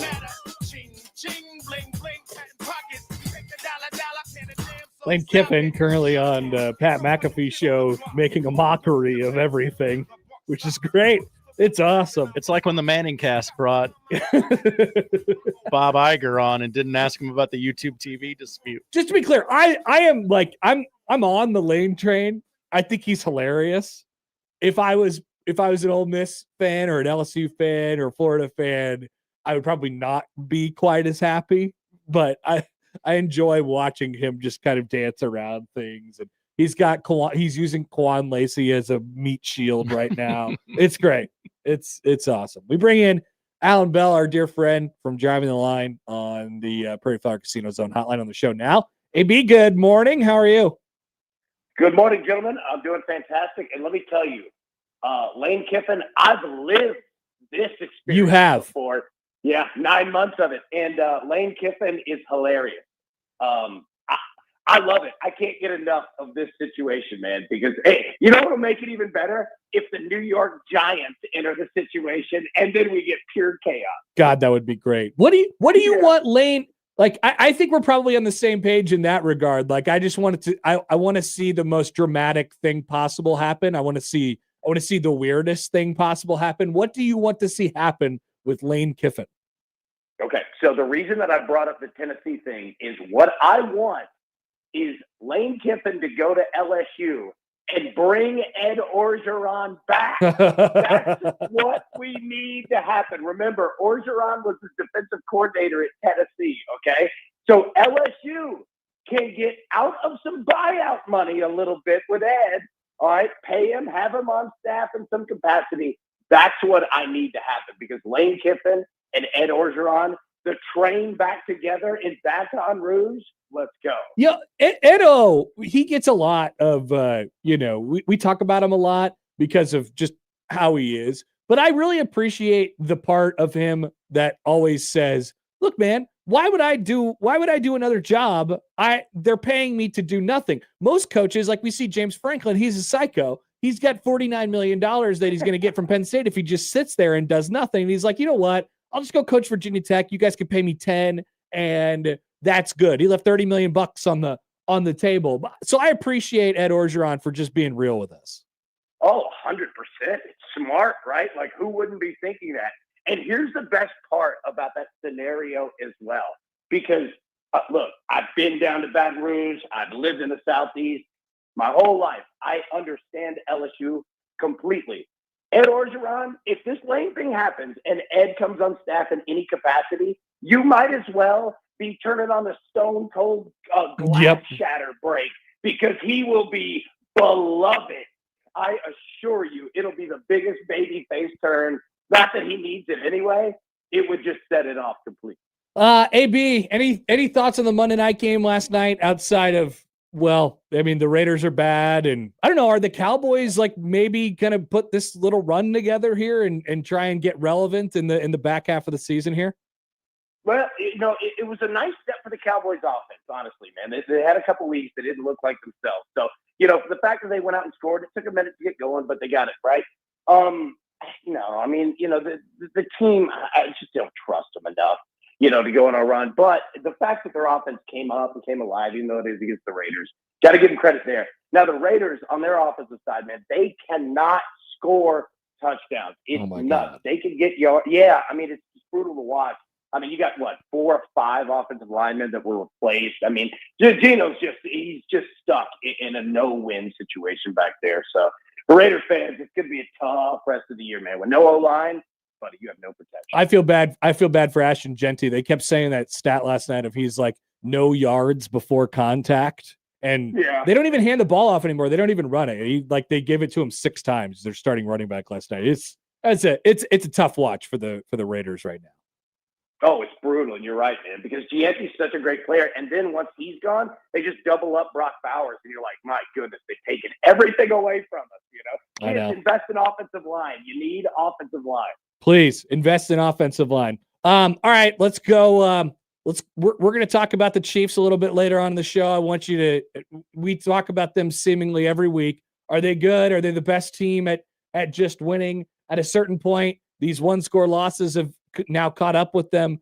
They are 5-5 on the season. They are quite a ways behind Denver and still a good margin behind the Chargers in their own division, a division that they are very clearly not going to win at this point. Is there still a confidence that comes from having Patrick Mahomes, or are we getting dangerously close to they're just not going to be in the playoffs this year? Well, both of those scenarios can be accurate. Now, number one, look, let me say, I will never count the Chiefs out until statistically they are out, right? Like they have my absolute respect on that for all time, right? And especially when 15 is back there, Mahomes. But yeah, it's tough, man. They are living on the edge here. So every single game is going to matter, and you're going to need some luck. But let me say this too. Yeah, the division, I mean, Denver, obviously, man, what are they, 9-2? Yep. Absolutely just smoke it. Denver's such a good football team. But if Kansas City gets in the playoffs, all right, even at the last spot, they were going to be the most dangerous team that enters the playoffs. We know that.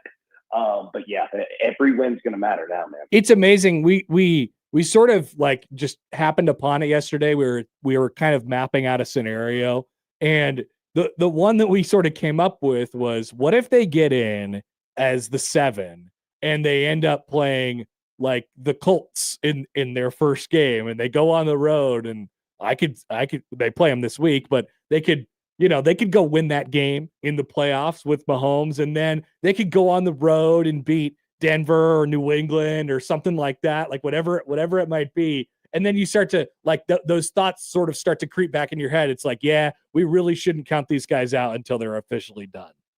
No. Yeah, I mean, you're exactly right. You know, and the most dangerous thing in the world is Kansas City with nothing to lose. That's it.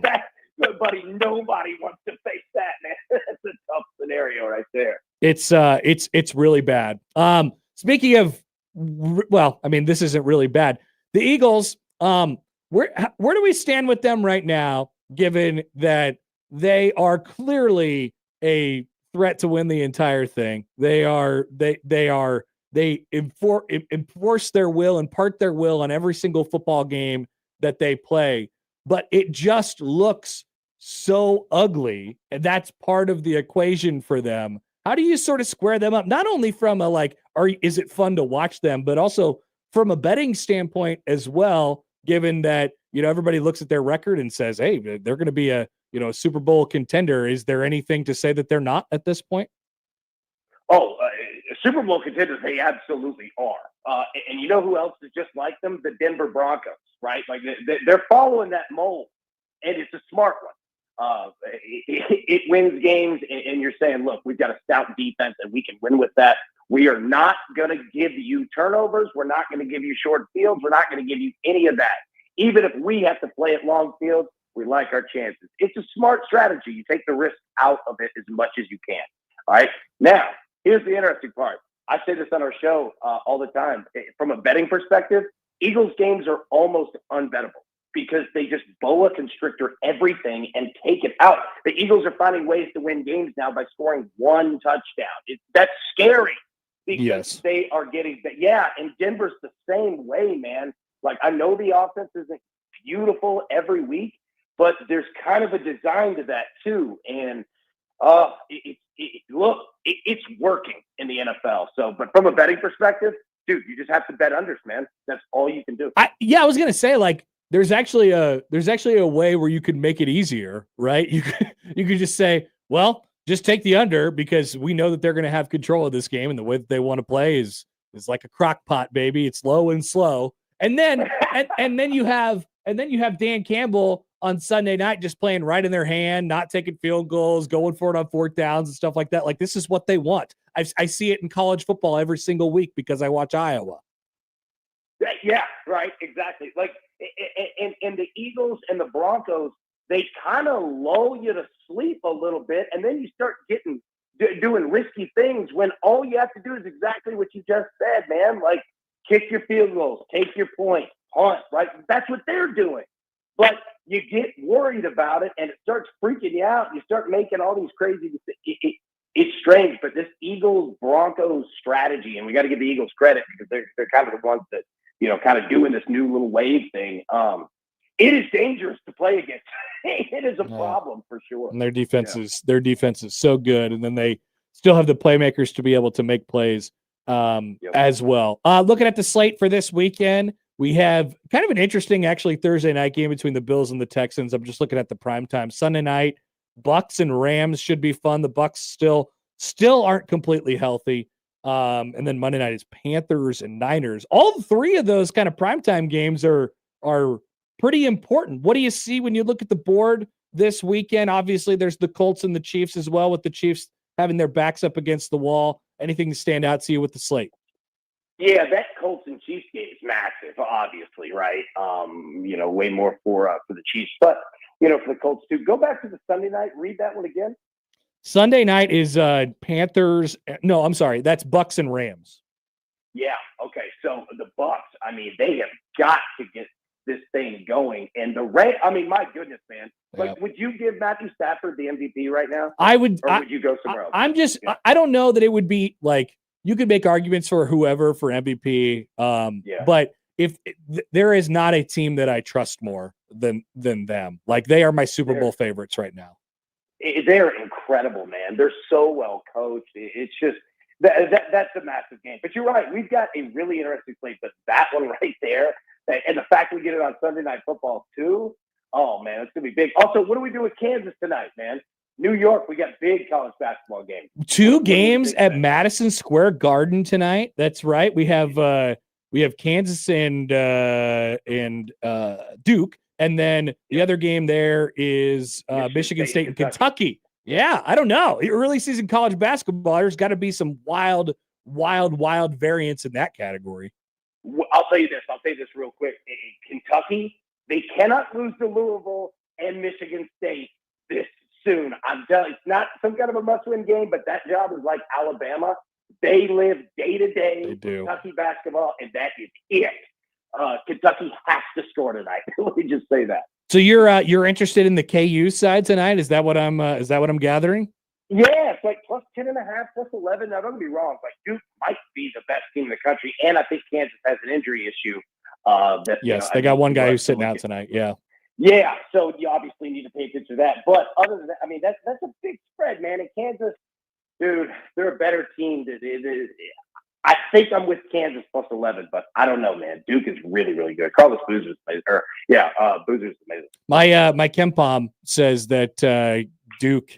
It says Duke by 6 tonight, so you might have a little bit of an edge there. That's what you're trying to find. There right? we go, KenPom, baby. You never know. Exactly. Cut that, Josh. KenPom, baby. That's what I'm talking about. All right, AB. Appreciate you as always. We'll talk to you soon. See you, brother. Appreciate it. Allan Bell driving the line. Yes, we got a mention from college basketball tonight. Can you believe it? You're starting to hear more and more people Two talk games, about college basketball. 2 games at Madison Square Garden this evening. Those are the top 2 on our thrill score, by the way. I always like to check my thrill score at the beginning of the day. Game number 3 on the thrill score on KenPom after a large gap. We got Wichita State and Boise tonight. Whoa. In Boise.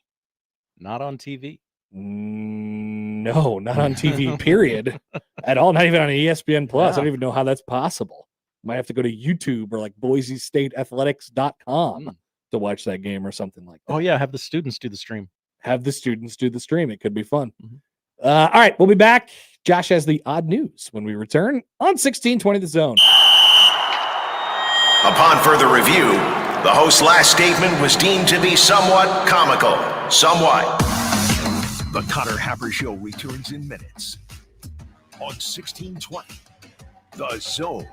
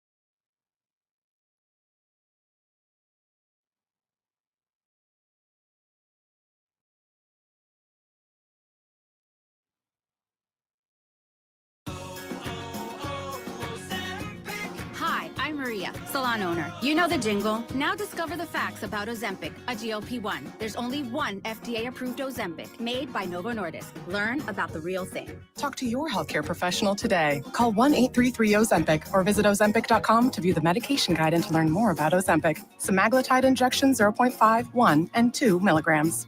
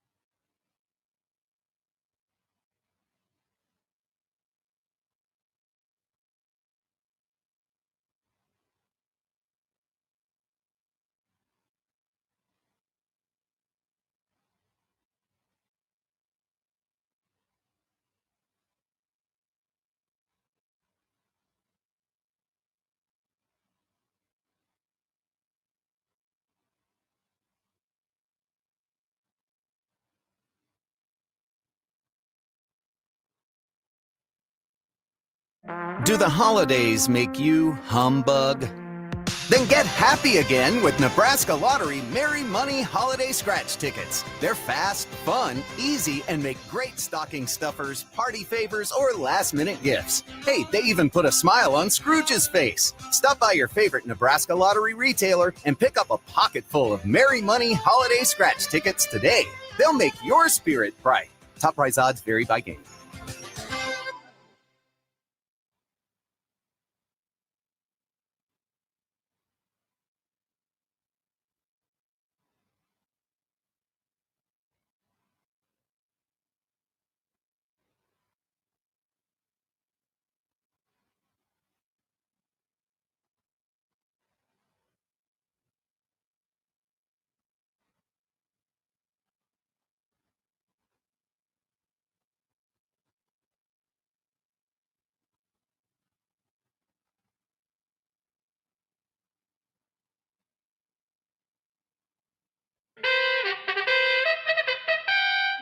And now we've reached the point in the show where Josh Odson reads the peculiar, the bizarre, the comical, the odd news with Odd Son.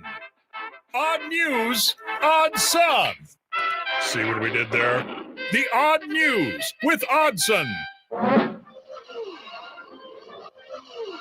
Just checked in on the NRG Media Thanksgiving potluck that is going on downstairs right now at the moment. Josh, show everybody your plate. What did you get? Oh, I got some turkey, cornbread, and a cookie. It's all right. There we go. There we go. Nice. What a plate, Josh. Mm-hmm. What a plate. Not a vegetable near it. I should have got a scoop of something, but somebody, I think it was Prudon, had a good idea while we were down there. Just bring the StreamYard. Like, I could walk out of this room right now, and then I would just start going around with my camera and showing everybody's plate and making fun of everybody, and that could be a bit. And you could also, and then I could also get some food. Yeah, it was really do double duty in that category. So we'll see. We'll see what happens during the next break. I think I am going to probably go down and get some food. I scoped it out. There's some stuff that looks good in there. We'll see what we got. But not before the odd news, Josh. We give you a Louvre update. Oh. Did they change their password? I don't know, but their security still ain't great. Security again under scrutiny at the world-famous art museum after pranksters outsmarted the museum's security system, brought in their own painting, and placed it in the same room as the Mona Lisa. Oh. Wait. Who put it there? The people from the Louvre? No. Oh, I think that's what they should do. Though. Normies. They should put, like, at nighttime, they should put a decoy Mona Lisa there. Oh, now there's an idea. Get the Mona, have the Mona Lisa go into like a trap door and nobody knows where it is, and then put a fake Mona Lisa there and be like, "Ha, gotcha! You stole the fake Mona Lisa." That's right. A Belgian duo have gone viral for sneaking their own painting into the Louvre just weeks after a historic heist. The pranksters placed their painting in the same room as the Mona Lisa and left it unnoticed by security. Jeez. What's wrong with these guys? Bringing artwork or antiques into the Louvre is strictly prohibited. That makes sense. And visitors must undergo a thorough, it doesn't sound that thorough, security check before entering the museum. The duo evaded security. They evaded being flagged by security, excuse me. On October 19th, the guys broke in dressed as construction workers and stole some stuff. Yeah, I remember that part. Yeah. And they just now discovered that somebody left something there for all that period of time. This appears to happen. Incident? This is a new incident. It appears to happen over the weekend. Okay, cool. A lot of stuff going on at the Louvre these days. Yeah. Still never going there. Never. Wow. I guess you never say never, but I'm not going there. Okay. Like if I go to France, I'm not going to the Louvre. I'm debating which story I want to do next. Okay. An Australian prisoner is challenging an Australian state's ban on inmates eating Vegemite. Really? Claiming in court that withholding the polarizing yeast-based spread breaches his human right to, quote, enjoy his culture as an Australian. So they banned Vegemite in Australian jails? That's what it sounds like. What's up with that? I don't know the reason. What would be the reason? It has to be in this article. It doesn't. I guess that's true. It doesn't. Andre McKenney, 54 years young, serving a life sentence for murder. Vegemite has been banned from Victorian prison since 2006, with Corrections Victoria saying it, quote, interferes with narcotic detection dogs. Oh. Inmates used to smear packages of illicit drugs with Vegemite in the hope that the odor would distract the dogs from the drugs. Oh. Huh. Okay. All right. Fascinating. I've never had Vegemite. Have you? I never have. Now, I bet this guy, he was saying, hey, well, this violates my rights as an Australian. Like, I deserve to be able to eat Vegemite whenever I want because I'm a person. And what they're saying is, no, you're just saying that because you want to smear it all over the drugs that you're trying to smuggle in. He's like, no, I'm just trying to be Australian. I think they both have great points. And just kind of be normal for the rest of my life in prison. Can't they train the dogs to maybe they flag the Vegemite. I mean, and they check the Vegemite every single time, and then they check it for drugs. Yeah, maybe you're like, okay, there's got to be some non-drug filled Vegemite that's getting in. You can have the Vegemite, but there's going to be dogs up in your cell constantly. So, have you ever had Vegemite? No. I've been told it's horrific. It must smell horrific. Yeah. I asked my Australian my Australian connections about Vegemite a couple times, and Moneybags Happer. They say it's fine. They're not like, I love Vegemite. I eat Vegemite all the time. They're like, it's fine. Finally, stay with me on the journey here. A motorist told police he was busy attempting to urinate into a Budweiser can when he plowed into another vehicle on a Montana roadway. Uh-oh, what do you mean a can? Like a can, a can of beer? A can of beer, yes. That could be dangerous. It's good. It's sharp. As detailed in a probable cause affidavit, James Howard, 53 years young, driving his Chevrolet Suburban on a Missoula roadway when he slammed into the rear of a Volkswagen carrying 2 passengers. Everybody's relatively okay. But a highway patrolman who arrived at the scene of the crash Thursday evening reported seeing Howard with a large Budweiser can in his right hand, which he moved into the center console. Howard handed over the beer can when asked and said it contained urine, not beer. This is basically that scene. Pretty much. He further explained that he rear-ended the vehicle because he was attempting to urinate into the beer can while driving. Yeah. Should have had a bobble. The Volkswagen drivers. Is there any report on his wiener? Is it okay? It's not in the story, so I assume it's fine. Good. Volkswagen driver told cops they were at a stoplight when exiting I-90 when they saw the lights approaching and they were approaching too fast and they knew they were about to be rear-ended. Howard, the guilty one here, claimed to have consumed only one beer, but reportedly smelled of alcohol and his speech was slurred and his pants were wet with urine. They were not damaged beyond repair, though, like that one officer's. Howard stated he had more than a couple DUIs and was not supposed to be driving. He told cops, quote, "I'm going to jail for a bleeping long time." Police check That'll do it. Confirms that, yes, he will be going to jail for a long time.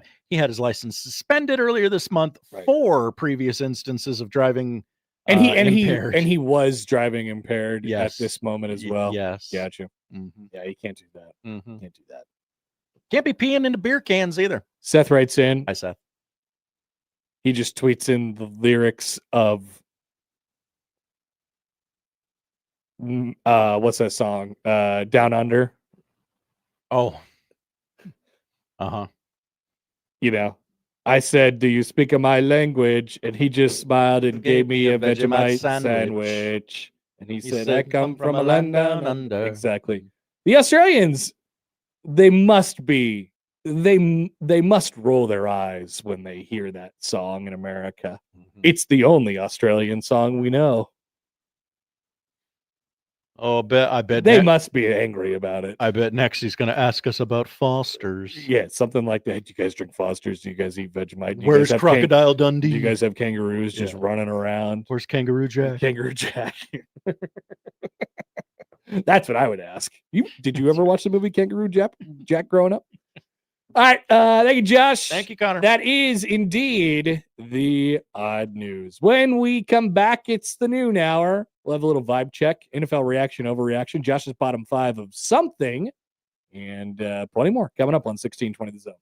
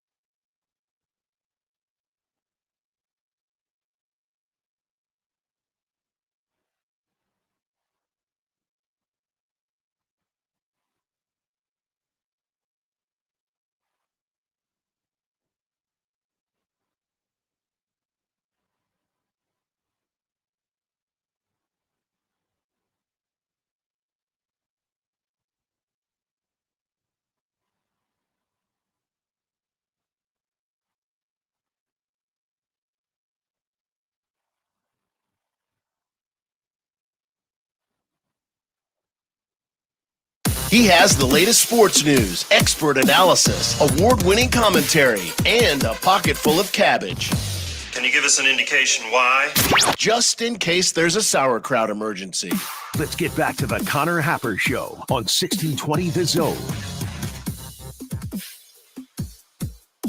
All right, noon hour, the Connor Happer Show here on 1620 The Zone and on 1620thezone.com. Thanks to, I don't know if anybody's listening. I don't think they are because I was just down there. But thanks to everyone here at NRG Media who brought lunch today. It's all delicious. We got to eat lunch today. I will give a special shout out. Special. You know it comes from the bottom of my heart, Josh, when I say it. Very, very honest. And I would tell this person, especially if their food was bad. But it's not. It would be better for the show if you told them that their food was bad. It would be. And I understand that. And I'm not doing that to this person. Matt McMaster brought, well, he was going to bring cutlets. I don't know if he did or not. Yeah. I didn't see him down there, but I don't know where we ended up on that. I was going fast. I didn't look at everything. But I think he canceled it. Remember, the whole idea yesterday was he was going to bring a whole chicken. That's right. That got banged. He brought like a tortellini, like a chicken kind of tortellini spinach situation. All right. Creamy. Loved it. And I loaded, I looked at I went down there on the scouting mission during the last break, and then I had a plan when I went just back down there just now. And I thought that whatever that was looked good. And then I started loading it up onto my plate, and I hear this presence coming up from behind me in this soft voice. It's like, can't wait for you to try that. And I'm like, it looks good. And I'm like, it's Matt. He's right next to me. And he's like, yeah, I can't wait to hear what you think of that. So Matt, it's great. And I loved it. Many people asking in the chat. Matt said, I think Matt can cook, like legit. I believe him. No cobbler? No cobbler. Okay. And I didn't really take a look at the dessert table. You know, Thanksgiving is a really special time for me. I take a lot of pride in Thanksgiving. My Thanksgiving plate, you know, what's on there. And then, you know, you realize as you're eating it, it ends and you're like, wow, I just waited that entire year to have that one plate of food. That's over. Kind of fleeting when you think about it. It really is. And that's what makes it so special. So I think Matt McMaster can cook. Like legit. Okay. I think he's legit. You know, really starting to believe that guy. Glad to finally get a ruling on this. That would be my guess. I would let him cook me food. Like you take food seriously. I do. And I would say to Matt, yeah, come up with something, whatever you got, I'll eat it. And I can. Now that's trust, right there. I can be a bit of a garbage disposal at times. Like, I'll eat what you got. You know, whatever. I'm not like super picky. But I would let Matt just, you know, go for it. Wow. Cook away, my friend. As people remembered, the cobbler from when we all gathered to watch football at Josh's house. Not all of us. Matt brought cobbler, and not all of us. That's true. And I did not have any of the cobbler. Just down here. I don't know. I wasn't really interested in the cobbler because I told you why I wasn't interested in the cobbler, because then I would have had to request a scoop of ice cream, and I didn't want to do that. Okay. That does actually make sense now that you say it. John says, how did Matt not bring soup? It's not a soup at all, really, but it's a creamy dish. It is soup adjacent. Okay. It is soup adjacent. It includes a noodle, right? So it is soup-ish, the thing that he brought it away. Aaron writes in, Hi, Aaron. Cooking is a skill I wish I learned and liked when I was younger. It becomes really comforting when you get older and you absolutely get a payoff from it. I agree. I'm just now figuring that out about myself. I really, really like it. And the payoff is great, but I wish I knew more at a base level, right? I wish I knew more about like the ingredients and what you need to have on hand at all times, and you know, the base stuff, how I could turn this into this. Like, it's just trial and error, but I wish I had more of a base to jump off from. But you get there. It's a process. It's a day-by-day thing. That's how I view it anyway. Seth writes in. Hi, Seth. On the Equitable Bank inbox. Subject line, sorry. Poll question, would you let Matt cook you food? For me, it's a yes. I know how it's going to go. It's going to come back bad for Matt. I know how it's going to go, and he's probably going to see the results and be mad at it. But I would implore people to vote yes. If you trust me at all, trust me in telling you that I think Matt can get after it and cook it. Okay, I'm going to do this. Do it. I'll defend him too. Okay. And then one more tweet from Bernie. Hi, Bernie. Back to the Australians. He says, I think it's safe to assume Australians drink Foster while eating bloomin' onions and petting their pet kangaroos. Bloomin' onions. That's the one we forgot. Yep. We don't stereotype at all.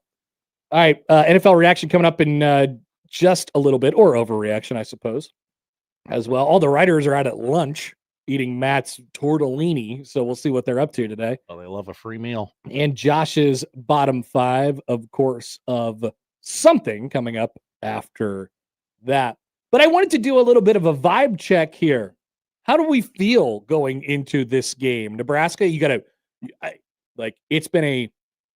always say it's been a long season. It's just been a season. This is about the time every year where you start getting from, I really love football and I'm excited about football, to football is pain and can we just move on with our lives and can we get to the off season and just tell me the answer on if this team is good or not. There's a little bit of fresh energy there with TJ Lateef, and Nebraska had a bye week last week. And so you were kind of just sitting around watching everything else. And, maybe you got out of a little bit of a rhythm. So let me jolt you back in. Please. Nebraska plays on Saturday night on NBC.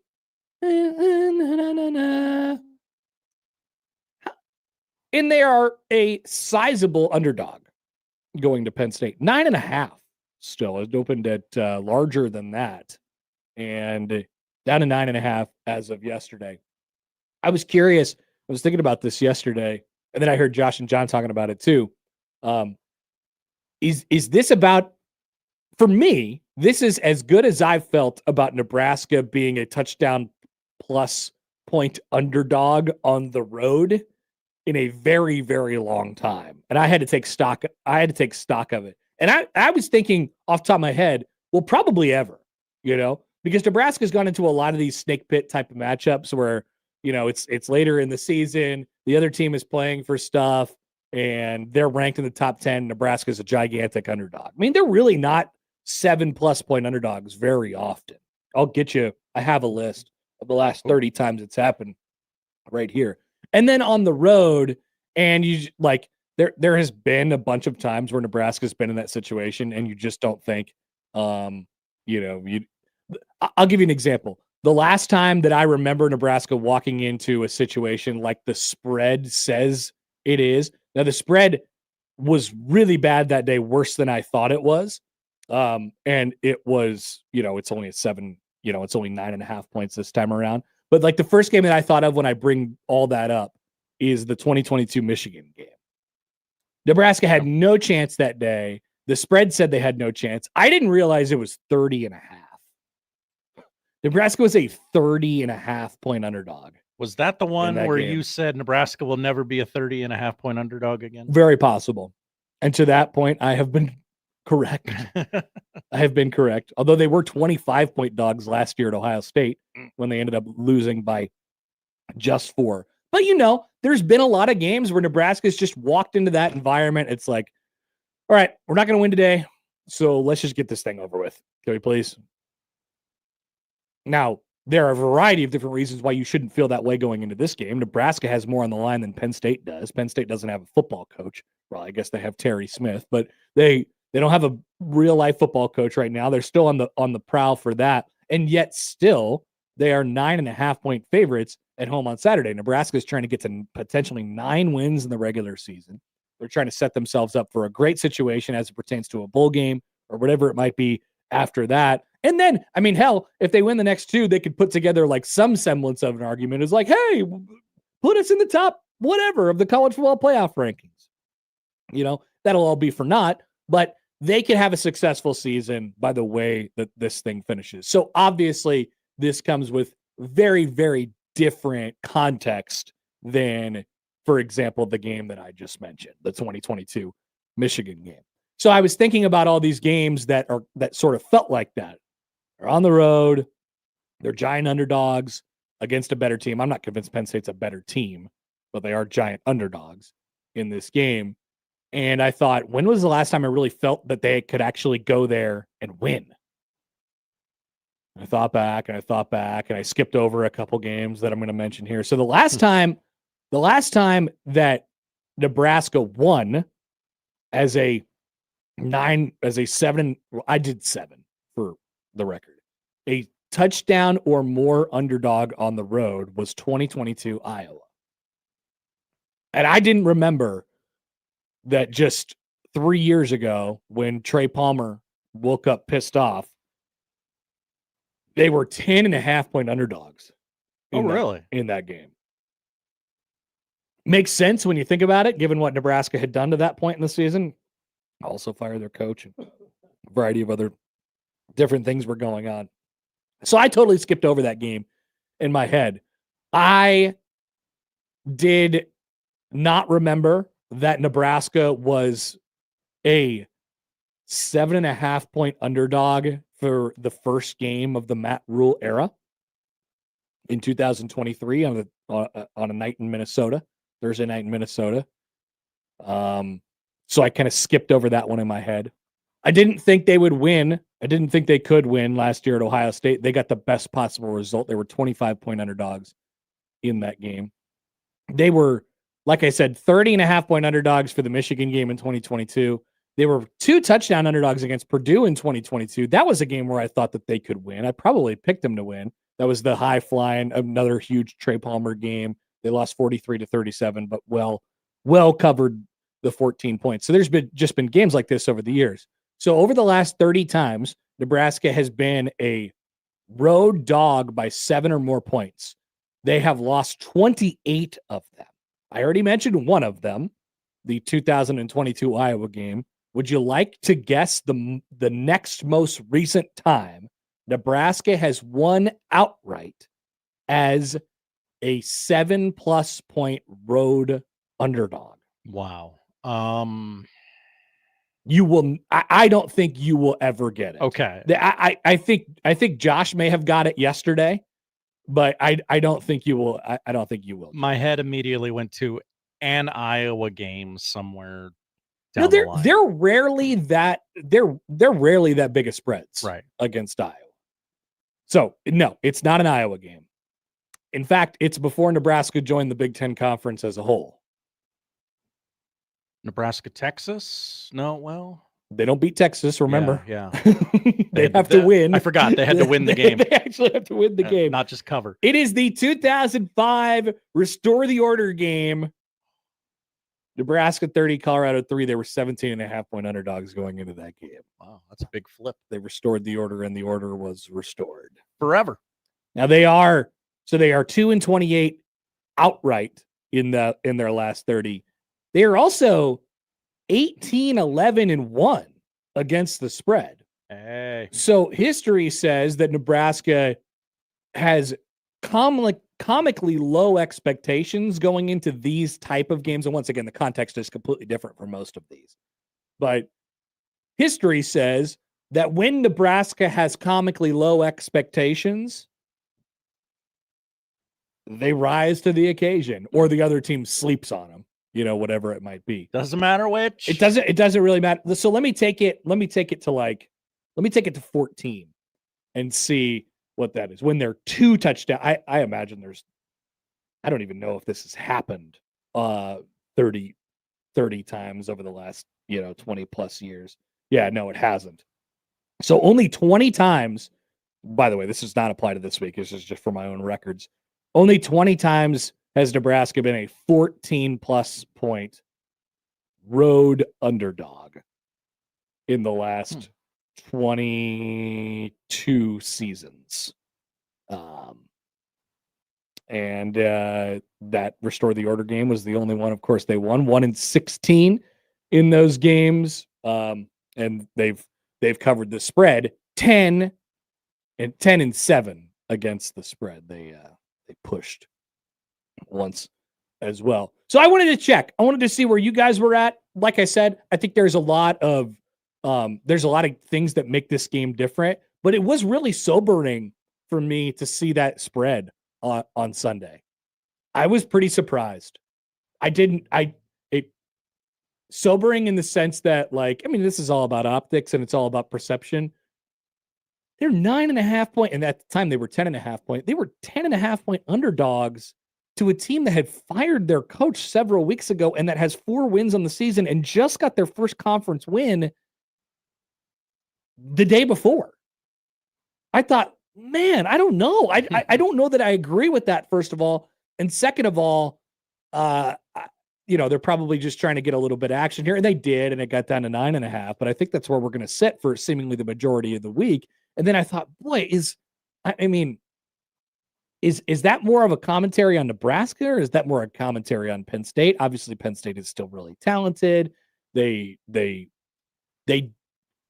tend to do things that go up against Nebraska's weaknesses really well. They've really dug into their running game over the last several weeks.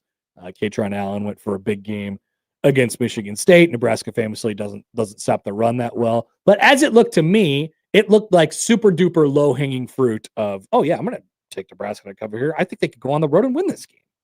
Why not? I don't think that I'm going to pick them to at this point in the week. But like I said, it may have been trending that way if Nebraska was like a 1.5 underdog. It was like, oh, they're a 1.5 underdog. Like they think they're going to, and not that should really affect your reasoning all that much. But I had to take a step back after I saw that 10.5. I was like, whoa, what's happening here? Jeff writes in. Hi, Jeff. On the text line, I don't have a lot of juice for this game. Feels like a definite loss. Gosh, I mean, there have been those games over this long stretch of time. It doesn't feel like a Michigan or an Ohio State week where where it's just a week-long death march. It shouldn't, in my opinion. Like, so I still have this list up in front of me. This is times where they have been 2 touchdown or more underdogs. It should not feel like this. Last year, Ohio State, even though they only lost by 4.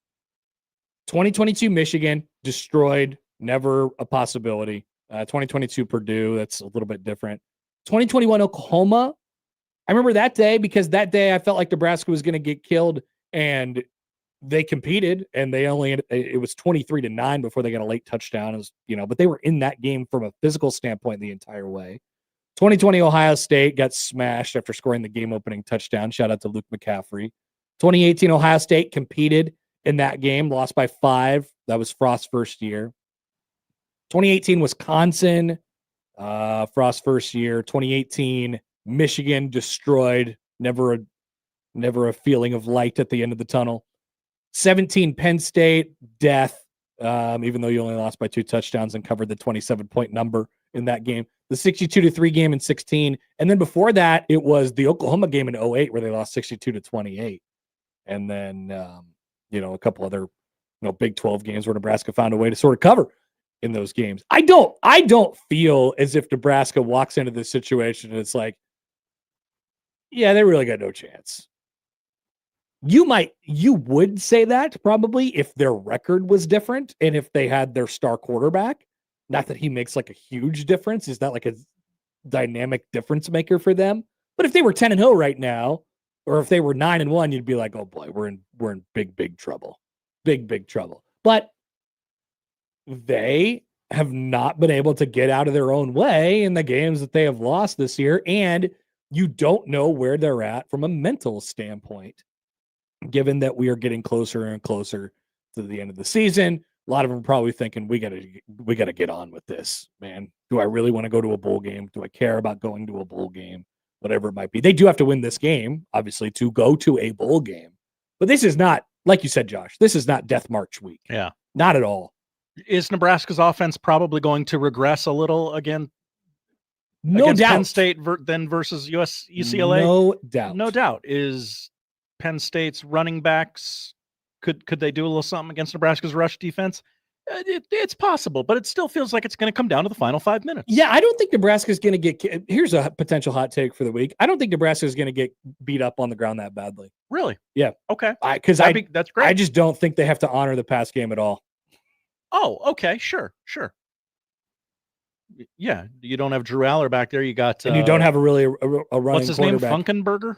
Grunkemeyer. I was close. Grunkemeyer. Or Grunkmeyer.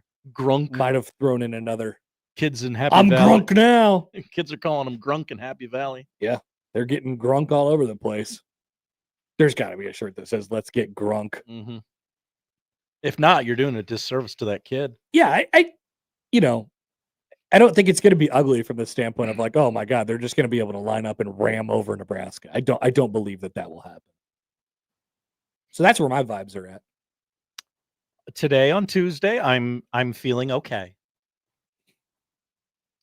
Awesome.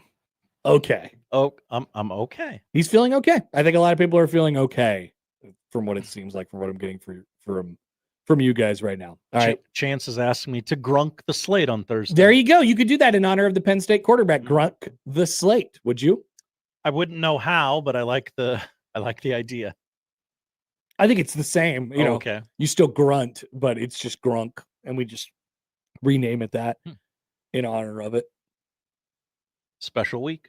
It is a special segment. All right, we'll be back with NFL Reaction, Overreaction after this on 1620 The Zone. But fast breaks, buzzer beaters, and block parties are back, and however you'd like to get on the action, you can do it on Underdog right now in Nebraska. This season, you can make team picks and player picks. Just download the app, sign up, and you'll get $100 in bonus entries when you make your first $5 fantasy entry. Using Underdog is easy. Just pick whether your favorite team will win or if your favorite players will go higher or lower on stats like points, rebounds, steals, and more. Plus, with Underdog's quick payouts, you can get your profits fast. Download the app today and use promo code HAPPER1620 to score $100 in bonus entries when you make your first $5 fantasy entry. Player picks, team picks, all on Underdog.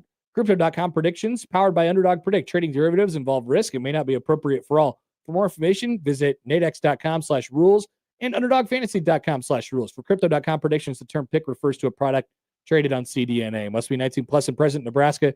Terms apply. See assets.underdogfantasy.com for details. Concern with your play, call 1-800-GAMBLER or visit www.ncpgambling.org.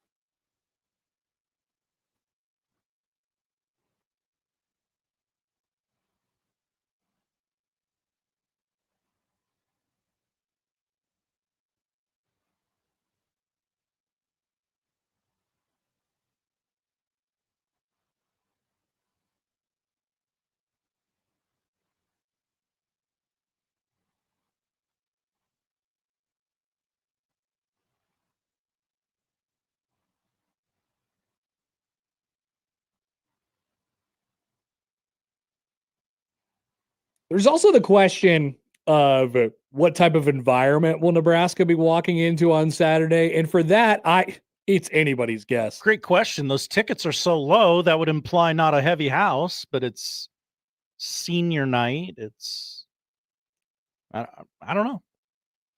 It's so. I mentioned this. I think at the start of last week. It's so odd the circumstances in which Penn State has played Nebraska since the two have been in the league together. They've only played 5 times, and Nebraska's been in the league for 15 years now. This is their 15th season, I believe. Weird circumstances for. I mean, certainly the first one. I guess the other two in the 3 straight years, 11, 12, 13, where they played them weren't that crazy.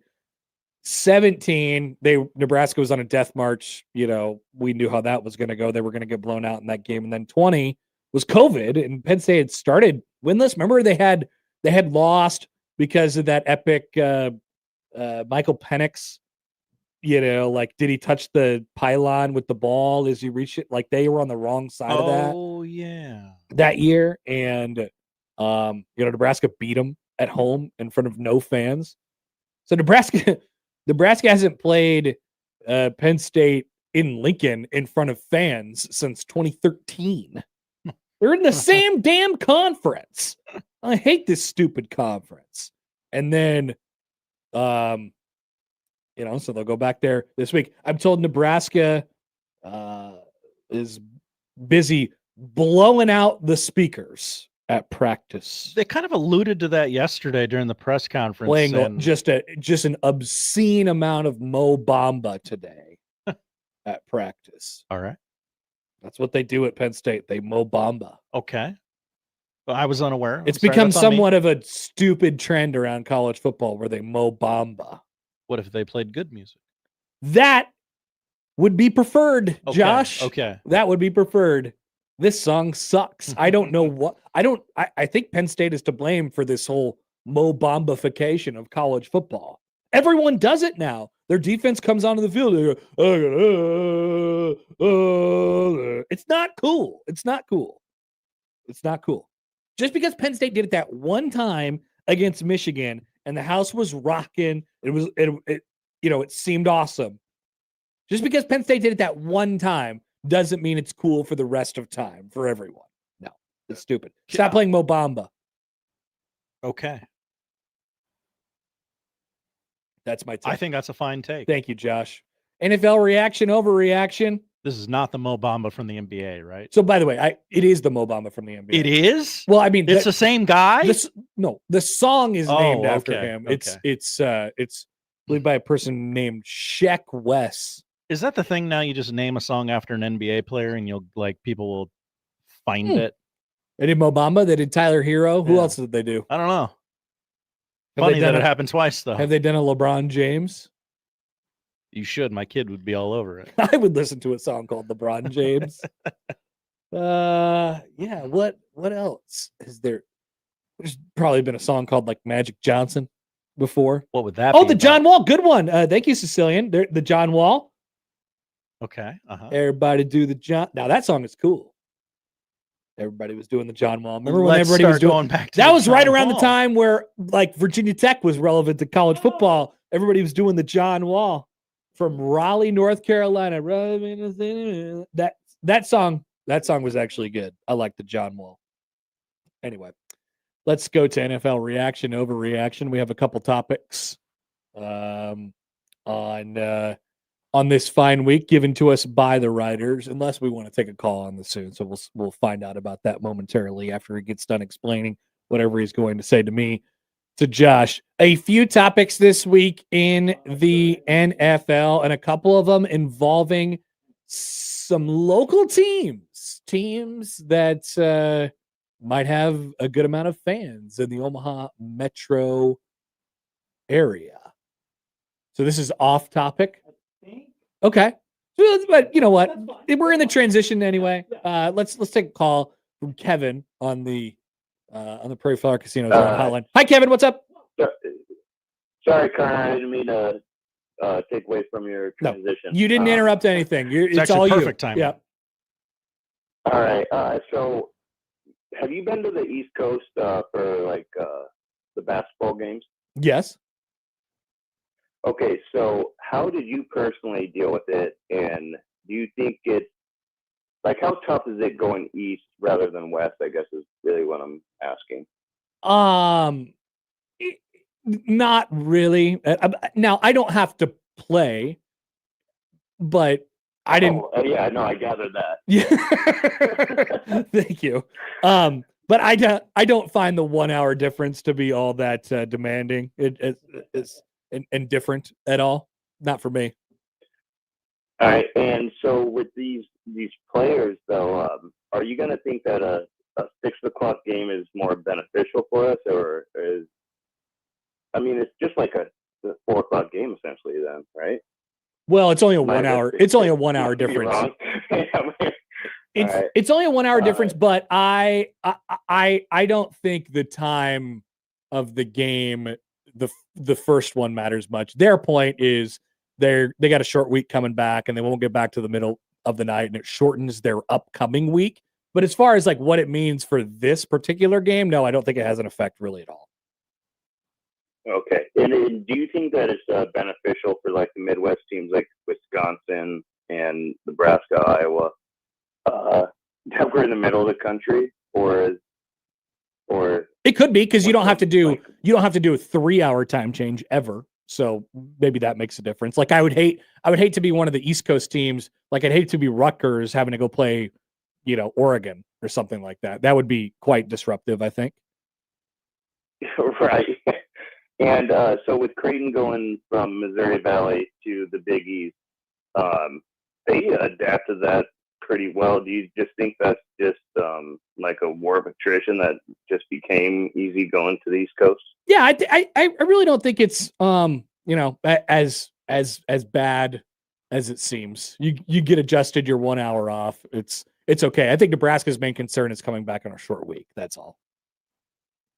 Roger that. Hey, thank you, Connor. Thank you, Josh. You guys are great, and appreciate y'all. Thank you, Kevin. I appreciate the call and the many questions.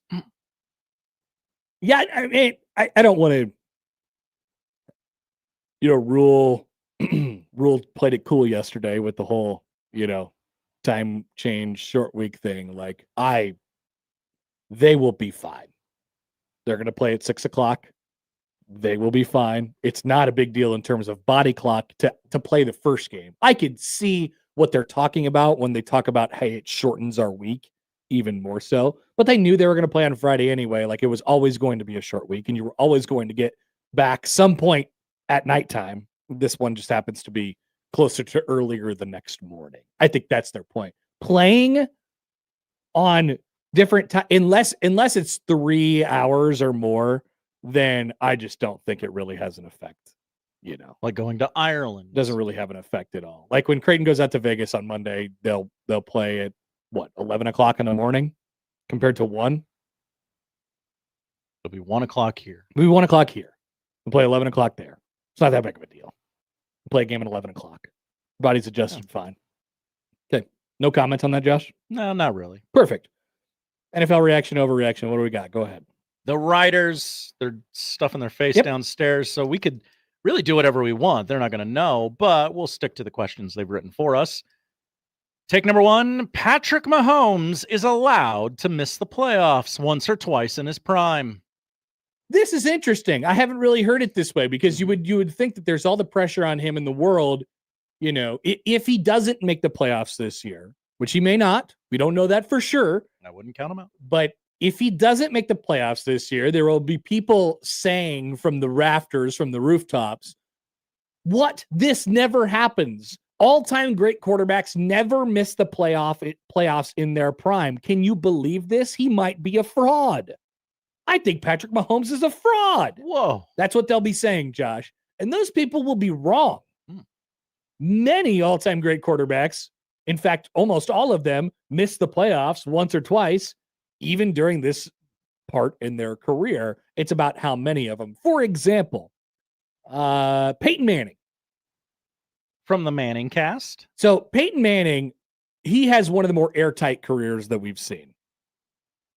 All right. He played for 20 years, only 2 teams, got a Super Bowl, right? Like, so Peyton Manning has an airtight career.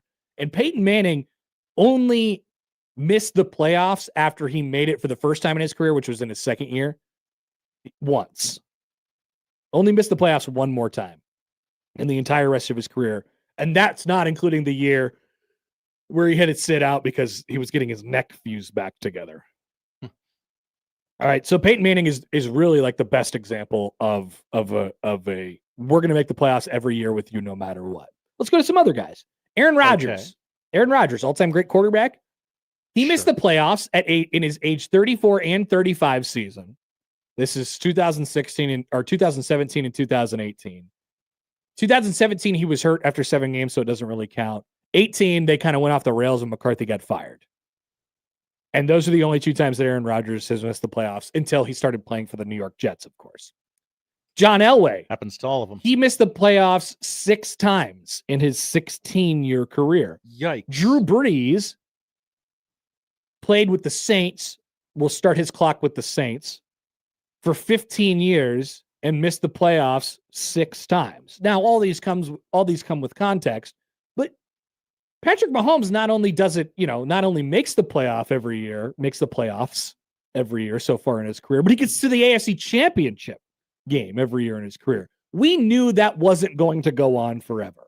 And yes, I believe it's okay that Patrick Mahomes, in the middle of his prime, which he should theoretically be in right now, misses the postseason if we're talking about quarterbacks and their legacies and stuff like that. It's okay. I agree with the take. I would put an asterisk near it. Why? You don't get to be in the GOAT conversation. That's not true. You absolutely still get to be in the GOAT conversation. I don't know. Why don't you know? I think Brady made it every year except the year his leg got rolled up on. So let's go to Brady then. I actually forgot about Brady. Brady, they didn't make the playoffs in 2003. Yeah, they did. They did? I'm looking at the year in which the postseason. Yeah, I have the dates of the games, I guess. So I'm a little okay. So he didn't make it in 2002. Yeah. And then didn't make it in 2008, which is the year he died. Mm-hmm. And did make it every other year of his career. So Patrick Mahomes, if we're going on the schedule of everybody else, still has the year that he gets hurt coming. God forbid. It's coming. I'm telling you, it will happen. Not wishing it upon anyone. He will miss several games in a season at one point in his career. Boy, wouldn't this be the convenient year to do that? Oh, were you saying he just bows out now? No. You saying he takes the rest of the season off like it's a meaningless Pop-Tart bowl or something, Josh? No. I'm just saying, what if a Colt rolls up on him I this say weekend? You get to still be in that conversation. Now, how is he really going to catch Brady anyway? The dude has 7 Super Bowls. Not with this ownership group. He has 7 Super Bowls, Josh. That's a lot. That's too many Super Bowls. Great take. You can't catch up with that anyway. So, yeah, he's allowed to be one of the 2 best NFL quarterbacks of all time, even if he misses the playoffs in his prime. Feels a little like he's LeBron and Tom Brady is Michael Jordan, where the Brady fans will always have 7 rings. 7 rings. And Patrick Mahomes will always have, I went to 5 straight AFC championships immediately. Pretty good. To start my career. I pulled the Chiefs from the depths of garbage. It's not that. Get out of my face, kid. Take number 2. Yep. A preseason darling, the Atlanta Falcons should just tank it out. What's tanking it out, writers? I don't know, but yes, they should. They should. They're done. Kirk Cousins is your quarterback. Mr. Glass is your backup quarterback, or I guess not backup. Kirk Cousins is your quarterback. Kirk Cousins is your now current quarterback. Mr. Glass turned into Mr. Glass. Oh, Mr. Glass is Mr. Penix? Yes. Mr. Penix? He's missed 6 of his 8 seasons. He does love missing games. He does. Yeah, no. They have been a huge disappointment this year. I never believed him in the first place. Don't put it on the internet that I believed him in the first place. But they are toast in a very, very winnable division, especially with the way that things have gone for the Bucs. That feels this year. Very easy, right? I mean, I loved the Bucs this year. I think you still do. I still love the Bucs, but they are so injured. Yeah. Can they stop being injured? No. I suppose not. Take number 3. I think the writers really just wanted to talk about Mahomes today. Interesting.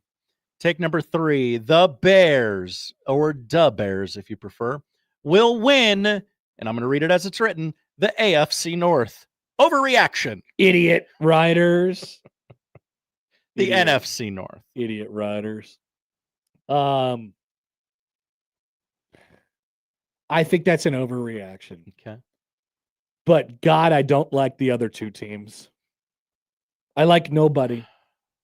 I don't what Surely I Dan like Campbell's stupidity won't bite them in the ass again. I like God, they're third place in that division. I like nothing about what's going on in Green Bay. I like nothing about very little of what's going on in Detroit.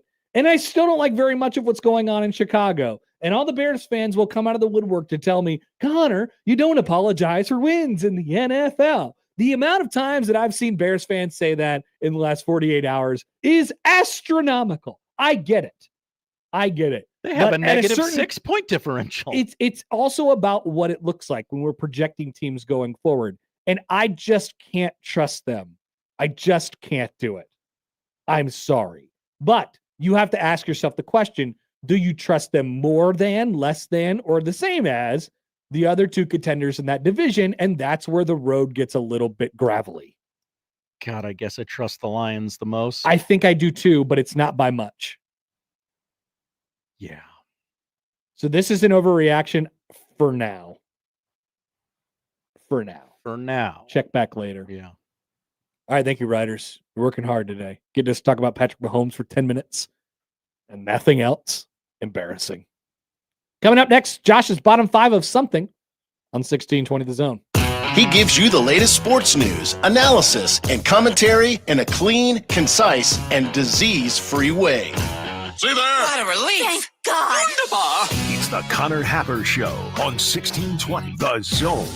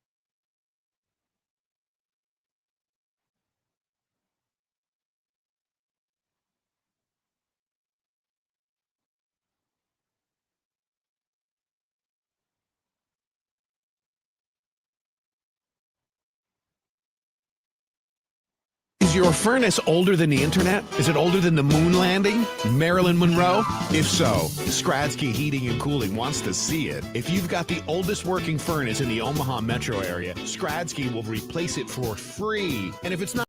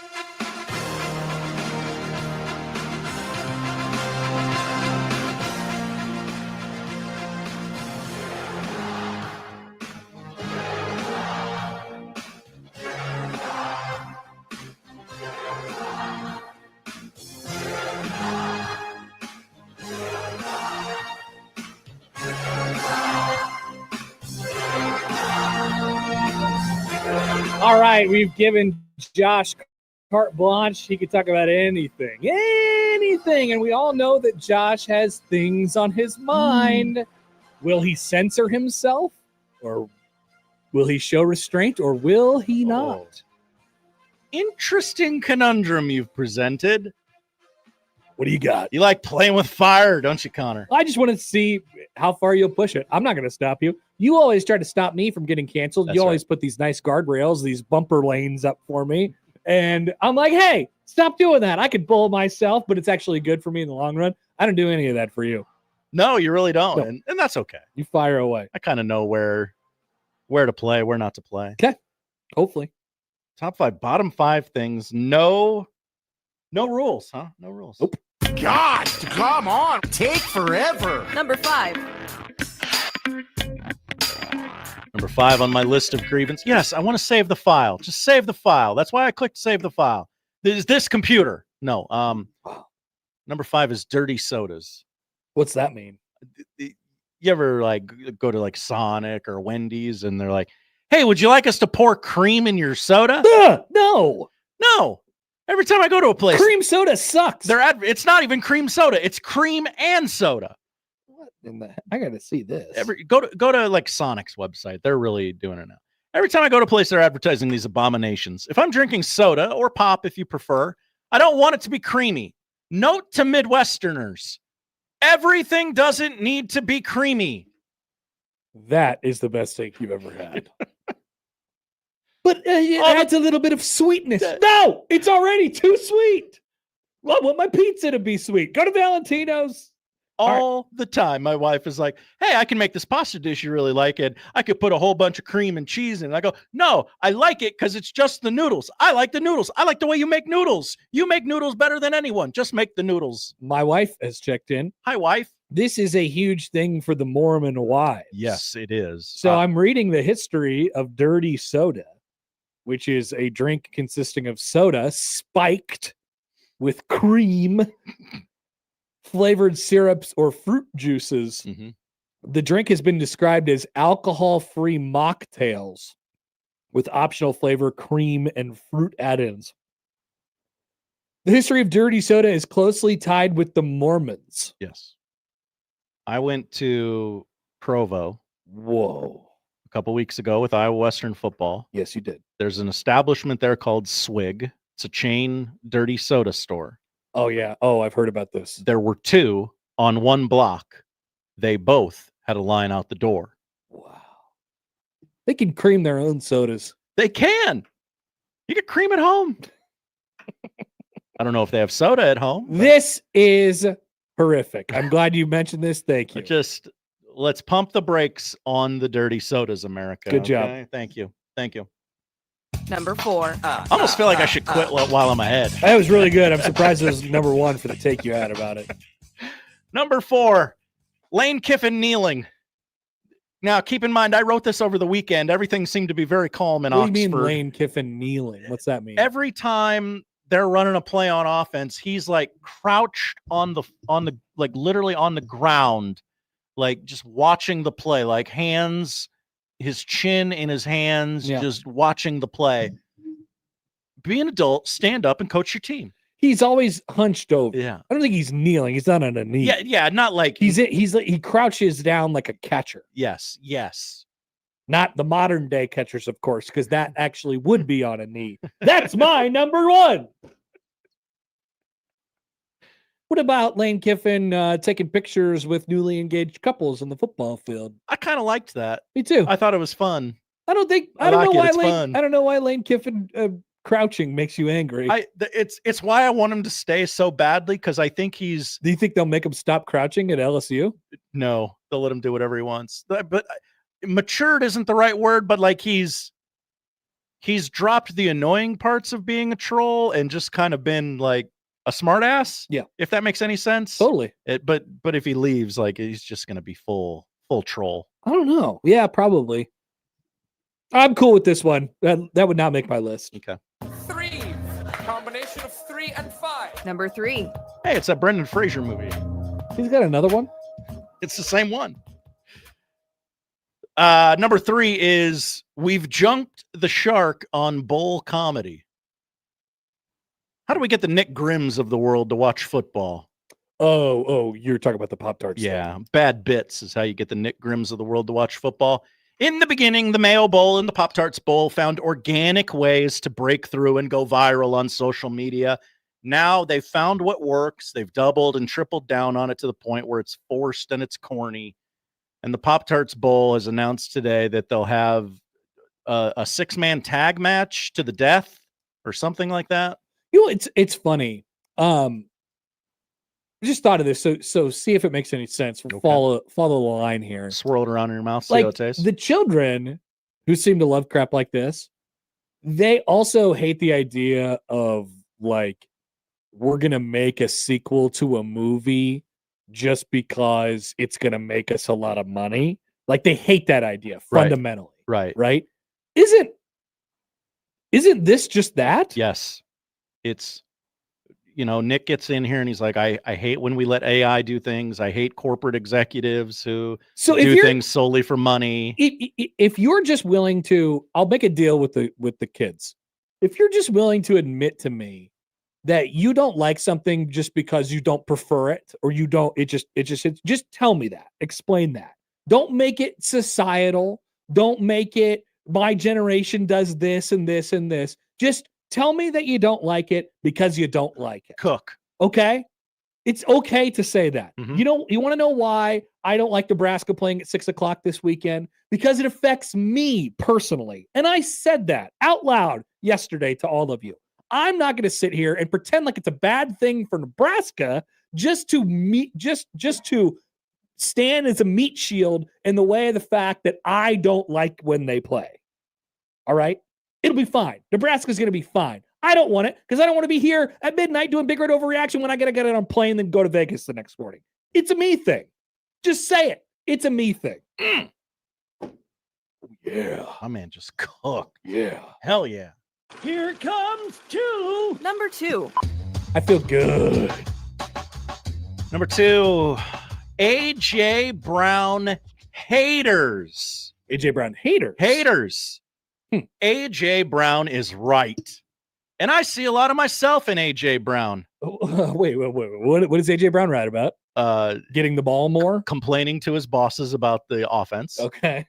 Sometimes everyone at your work asks one loudmouth malcontent to raise a stink for them. That offense is really good, but they've shown no signs that they're even going to try on offense. And I'm guessing everyone there asked AJ to say something on their behalf, and he agreed. Wow, that is a good angle. That is a fascinating angle. Sometimes you got to stand up for your guys. Well, guess what? They're not going to do anything about it either. No, he's just going to stay there, keep being an option that's not an option, and they'll probably win the Super Bowl because only bad things happen to us. They're gonna score 17 points and then they're gonna suffocate you. Not even 17 in a lot of cases. And someone's gonna get in a helicopter and ask Jalen Hurts, "Can you get us 17 points?" Travis writes in, Connor Travis. loves goalpost humping and hates Pop-Tarts. There is no humping involved in the jumping on the goalpost. See, that's like a my frog. thing with it too. There's no humping. There's no humping. What is illegal about this? That you're touching the goalpost? It's more of, yeah, I think so. They Okay. they don't want you to touch the goal. Okay, that's fine. If that's the rule, that's the rule. That's fine. I think they should change the rule. I agree. The rule is bad. Let them frog the goalpost. Let them frog. All right. Bottom 5 things. Many of them were football things. This one, football adjacent. Make it so, number 1. Number 1. And Connor, before I pull the pin on this, I'm going to tell you, we don't have to discuss it. We can just pull the pin and fire and go to break. I don't know what you're going to say. I'm worried. Bleep that Aggie cop. Oh, yeah. What the hell? Oh, my team's losing by 30. I'm going to fight the other team because I'm a man. I think anybody who saw that is like, dude, you better chill out. All right. I'm really happy that didn't escalate into something very different looking. Yeah. Yes. Or we'd be forced to have a conversation about it. Credit to Nick Harbor and the other guy who were coming out of the tunnel for South Carolina, who were just like, dude, what are you doing? Like, and they just moved on with their lives. Like, that's, for the record, that's exactly what I would have done in that situation. Cobb just puts his shoulder down and tries to barrel right through me. I'm like, dude, what's wrong with you? Like, all right, cool, see ya. You know? But we all know, different people react in different ways, and it didn't have to go like that. Mm-hmm. So credit to those South Carolina players for not letting that escalate any further. Thank you for being cool. See, I could talk about potentially sensitive subjects, Josh. You did great. Thank you. I appreciate that. Let's take a break. We'll come back. The 1 o'clock hour is on the horizon, where we check in on, what's this, Tony Petiti? What? A 24-team college football playoff? What? I'm hanging up. Back after this on 1620 The Zone.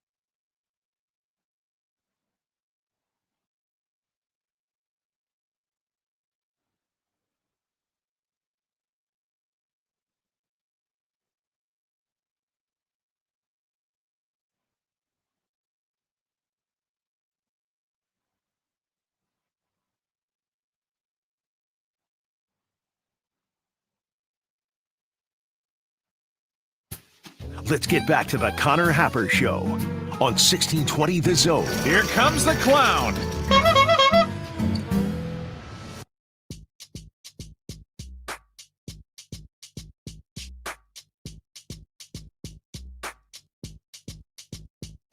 Let's see here. We have many things I'd like to remind you about. Number one, tell the people. Omaha basketball tomorrow at the Baxter. Pack it. We got tickets. So stay tuned for that. We also have many online contests going on 1620thezone.com right now. Like for my guys, Steel Panther. Oh, those are your guys. Feel the Steel.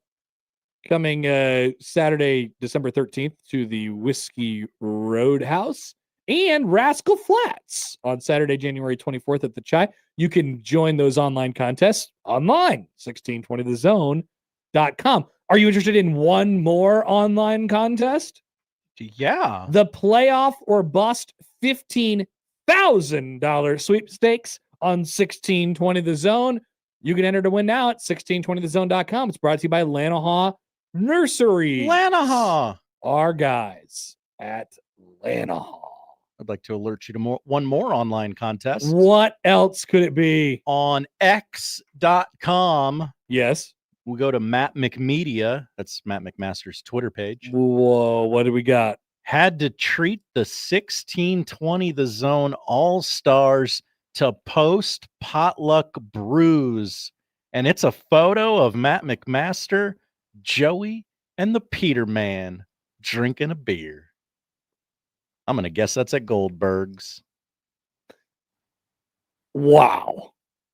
Wow. What a guy. Wow. Wow, wow, wow. Now, I don't want to make this sound bad, but like, how cool do you think it is for Matt to be able to say to the youngsters, let me take you out for a beer? How long do you think he's been wanting to say that to them?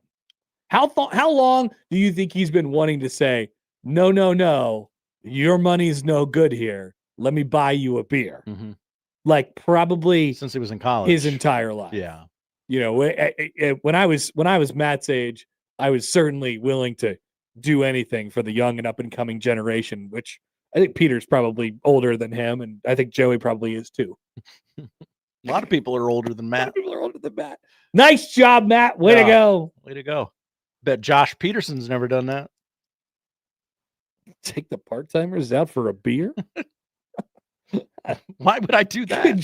Could you imagine? I'm the director of audio. Shouldn't I be doing that? Travis writes in never. On YouTube, I'll bring the beers. I'll bring the beers. Whoa, Stibbs in the chat. Shout out to Mr. Deeds. Matt even offered me beers. Dude, Matt is going around town offering everyone beers. He's the buy guy. Okay, I get it. So he's the camaraderie guy. Mm-hmm. Josh and I went out to get beers with him once. I think you were invited and you didn't show. Whoa. This was like very, very early in his time. Okay. Here. We went out, we had beers, and then we started a group chat, and it's called the Camaraderie Boys. Matt loves camaraderie. Wow. And now we're in a group chat. Also, we've added Mike Schaefer to this group as well. And Mike has sad I missed that. Also alerted me to this photo of Matt. Photos getting around, huh? Yeah, the internet. Glad I brought it up. The internet is finding out about. And there was a lot of trash talk between Schaefer and Matt over the weekend about the Vikings and the Bears. Oh, sure. Whose quarterback is whose and things like that. Boy, imagine J.J. McCarthy versus Caleb Williams. I say there's no real winners in that situation. That was my thought. Okay. Ross Dellinger. What a great time to hear about Ross Dellinger again. Feels a little early, but okay. Ross Dellinger is out here bumping college football playoff stories from September. It's November. Correct. He had a little bit of tidbit yesterday, just a little tiny tidbit from some playoff meetings that are going on right now. And there's always meetings of some sort. So he said, in a meeting today in Charlotte, Power Conference commissioners saw a presentation from the Big Ten on a 24-team playoff format. Sources told Yahoo Sports. Officials agreed to keep further exploring formats beyond 12. SEC officials, as they have said publicly, support 16. And then that gave Ross Dellinger an excuse to link all of his other articles into one, including a one back in September when nobody cared about college. Like, if you could have wrote that the college football playoff was expanding to 900 teams on September 24th, and nobody would have noticed. Right? But yeah, the other stuff is coming back. Right?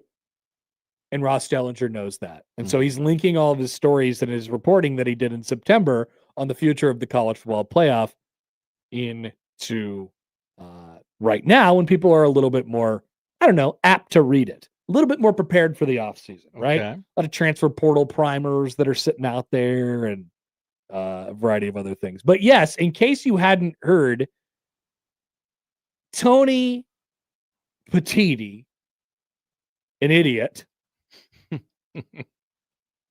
is apparently going around and telling people, okay, since we can't agree on this format for this 12 or 16 team playoff, they can't, by the way.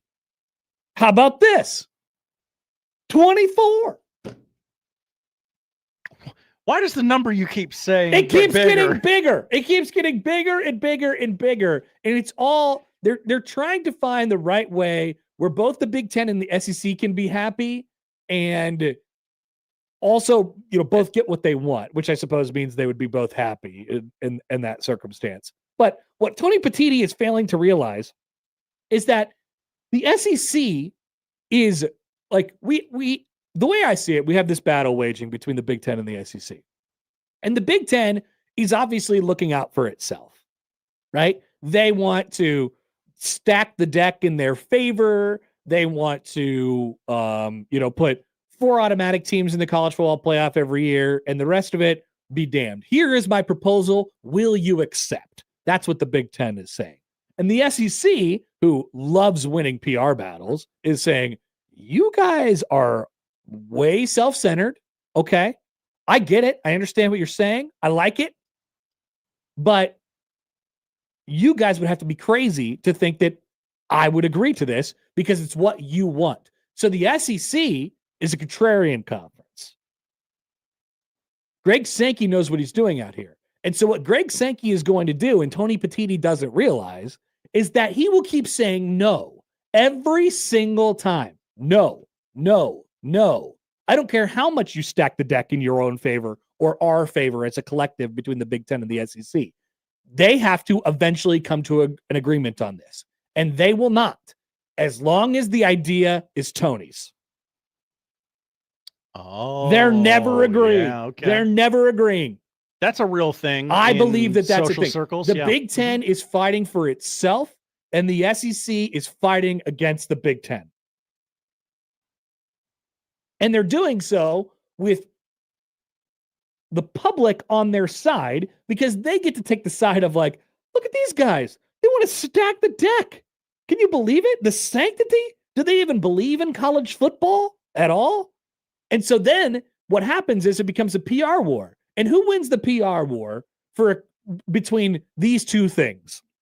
You have one conference who's saying, okay, you guys don't like what we want. Let's have the biggest college football playoff you can imagine, make a mockery of the sport, cancel conference championship games, fundamentally and radically change the sport in a snap. Would you like to agree with that conference? Keep in mind who you're speaking to here. College football fans who are mostly, I don't know, let's just say it, conservative and, are rooted in tradition, right? That's college football. It's rooted in tradition. And you got this crazy guy from Major League Baseball who's like, let's blow the whole thing up. I like it. It makes me money. Or literally anybody who's against him. Give me the other guy. Give me the other guy 100% of the time. That's what's going on in these negotiations of a mega college football playoff, as far as I see it. He's going to keep going around. He's going to tell people how good it is. He's going to tell people how much money they can make. It's going to be 20. Hey, how about 24? Does that seem like a pretty good idea to you? And everyone's going to say, Tony, shut up. Go home. Nobody wants to hear from you. Nobody anymore. likes you. Nobody likes you, not even your own conference. Everybody at work's got people they don't like, right? Like, I don't know. These guys don't really work with each other other than in these circles. But if Rick from accounting, who's real annoying, suggests hot dog day at work where they fire up some dogs or brats on Jan 6, and you don't like Rick in accounting, you're gonna go, oh, no, why would we grill in January, Rick? You're an idiot. Precisely. And by the way, a 2014 playoff is not a good idea anyway. So if a bad person, when would you have it? So if a bad person has a bad idea, you're just like, yeah, you go ahead, you keep talking about that, man. Nobody cares. Awesome. Sounds like a fun idea for you. You go ahead, map that out point by point, and tell me what it looks like. Come to me with a fully fleshed out idea, and we'll talk. And then you'll in that maybe process, you'll sound realize, how stupid it is. Dellinger went on a tweet string this morning where he just ripped through all of his stories from the last several months on this. For about 2 months now, the Big Ten has socialized a 24-team concept that would grant 4 AQs to each of the 4 Power 4 leagues, 2 to the highest ranked 2 non-power league champions, and then 6 at-larges, a 4-4-4-2-6 situation. 4-4-4-2-6, which does equal 18 for the record. I'm going to trust you on that. Had to make sure the math checked out.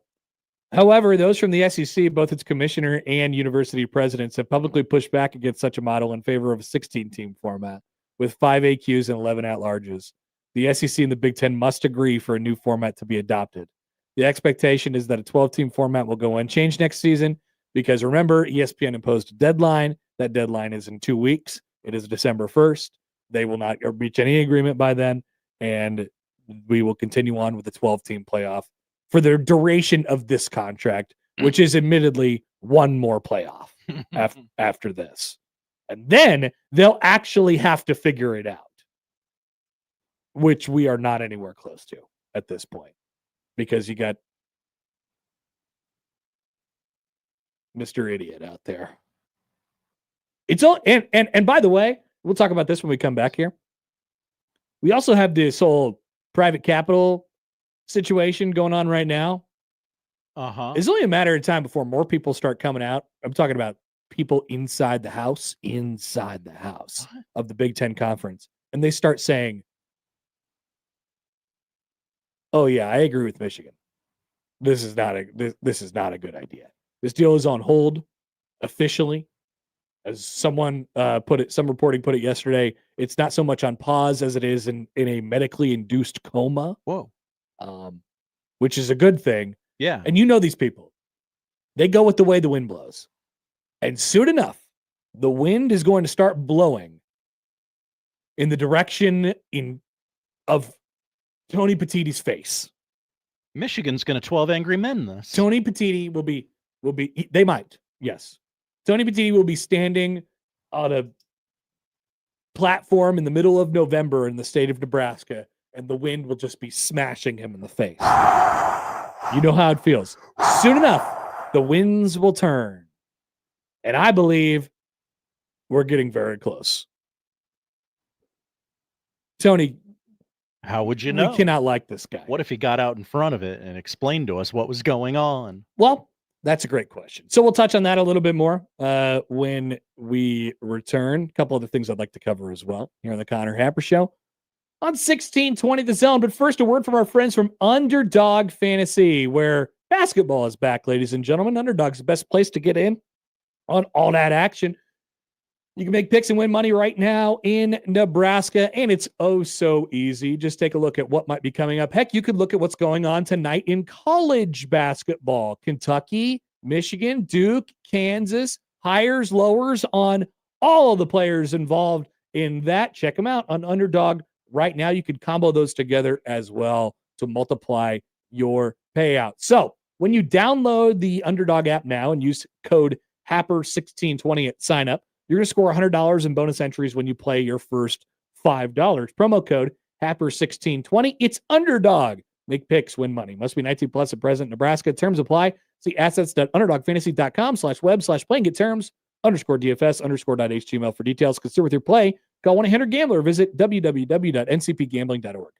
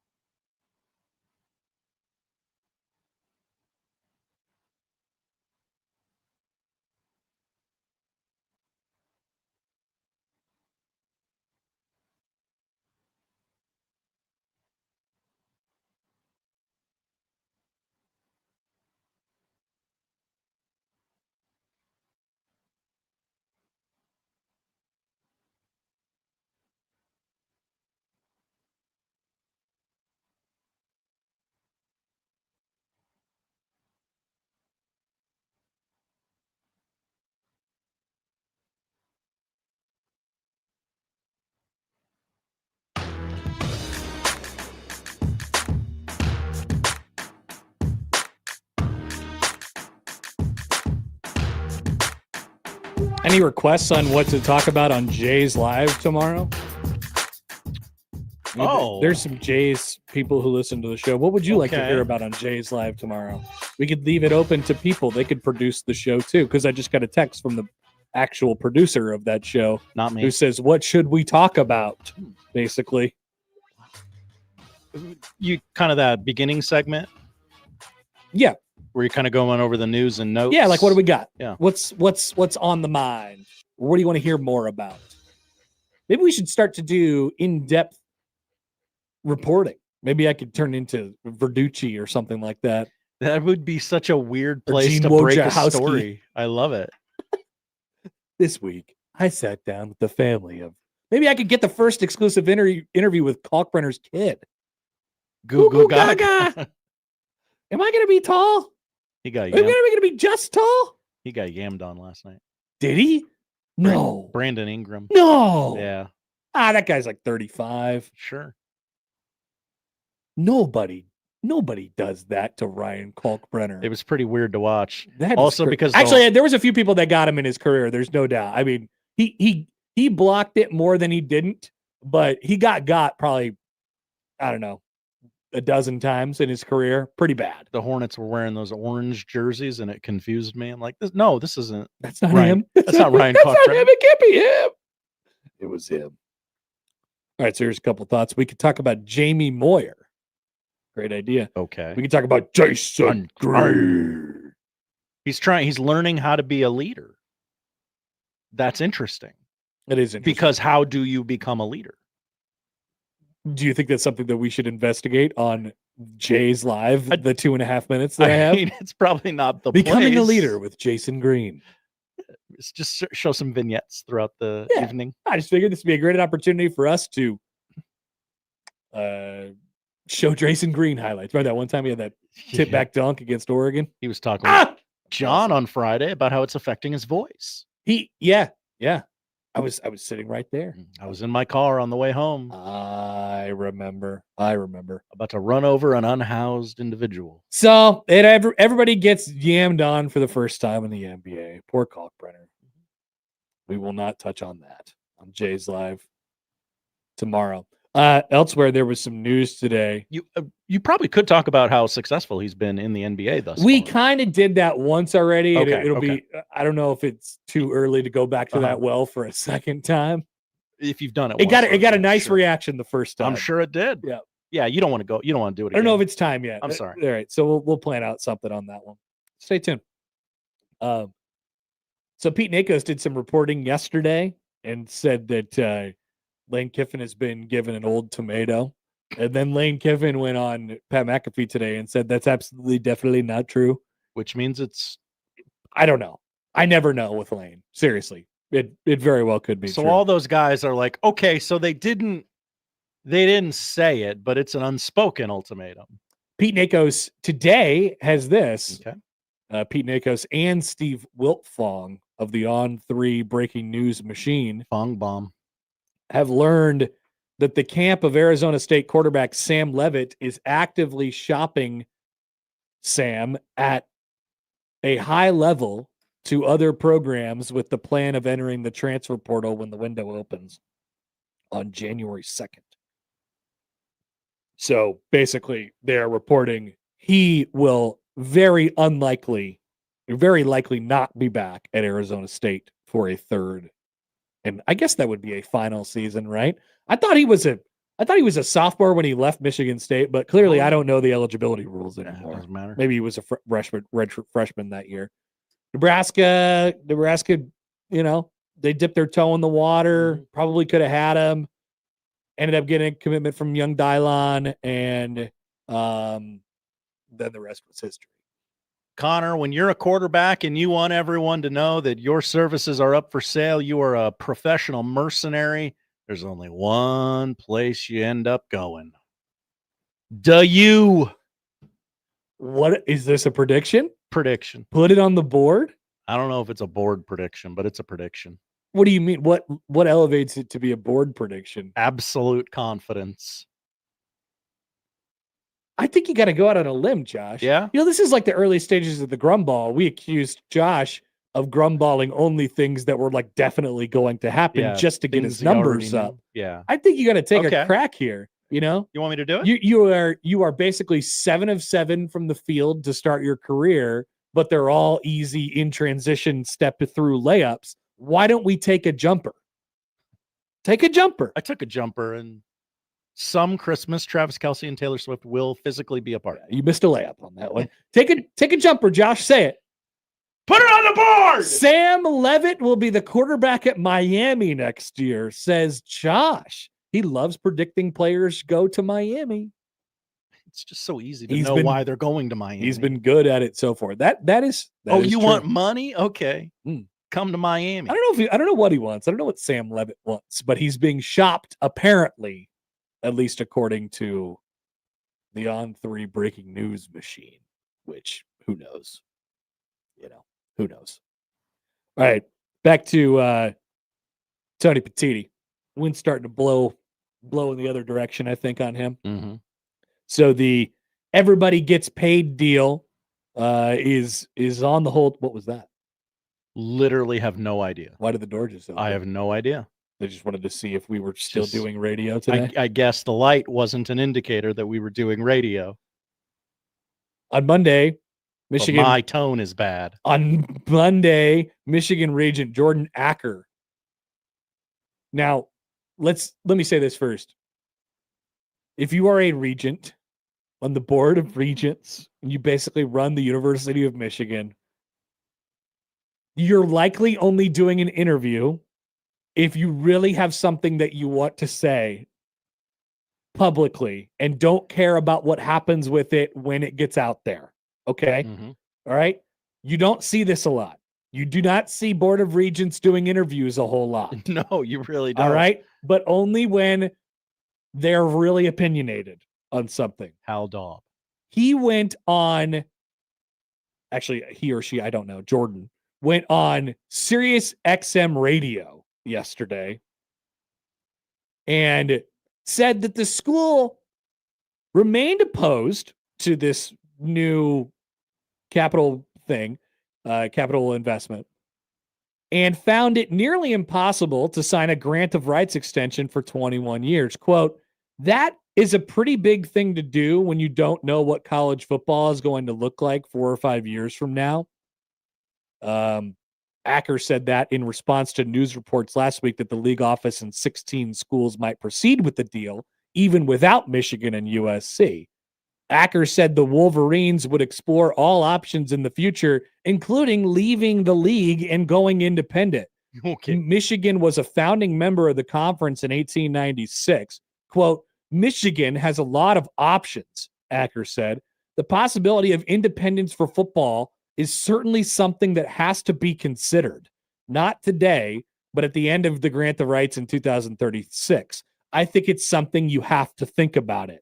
Not because we want to leave the Big Ten, but because the commissioner's office has made it enormously clear that they're going to proceed without us. That would be the end of Michigan, as far as I could see, in the Big Ten Conference.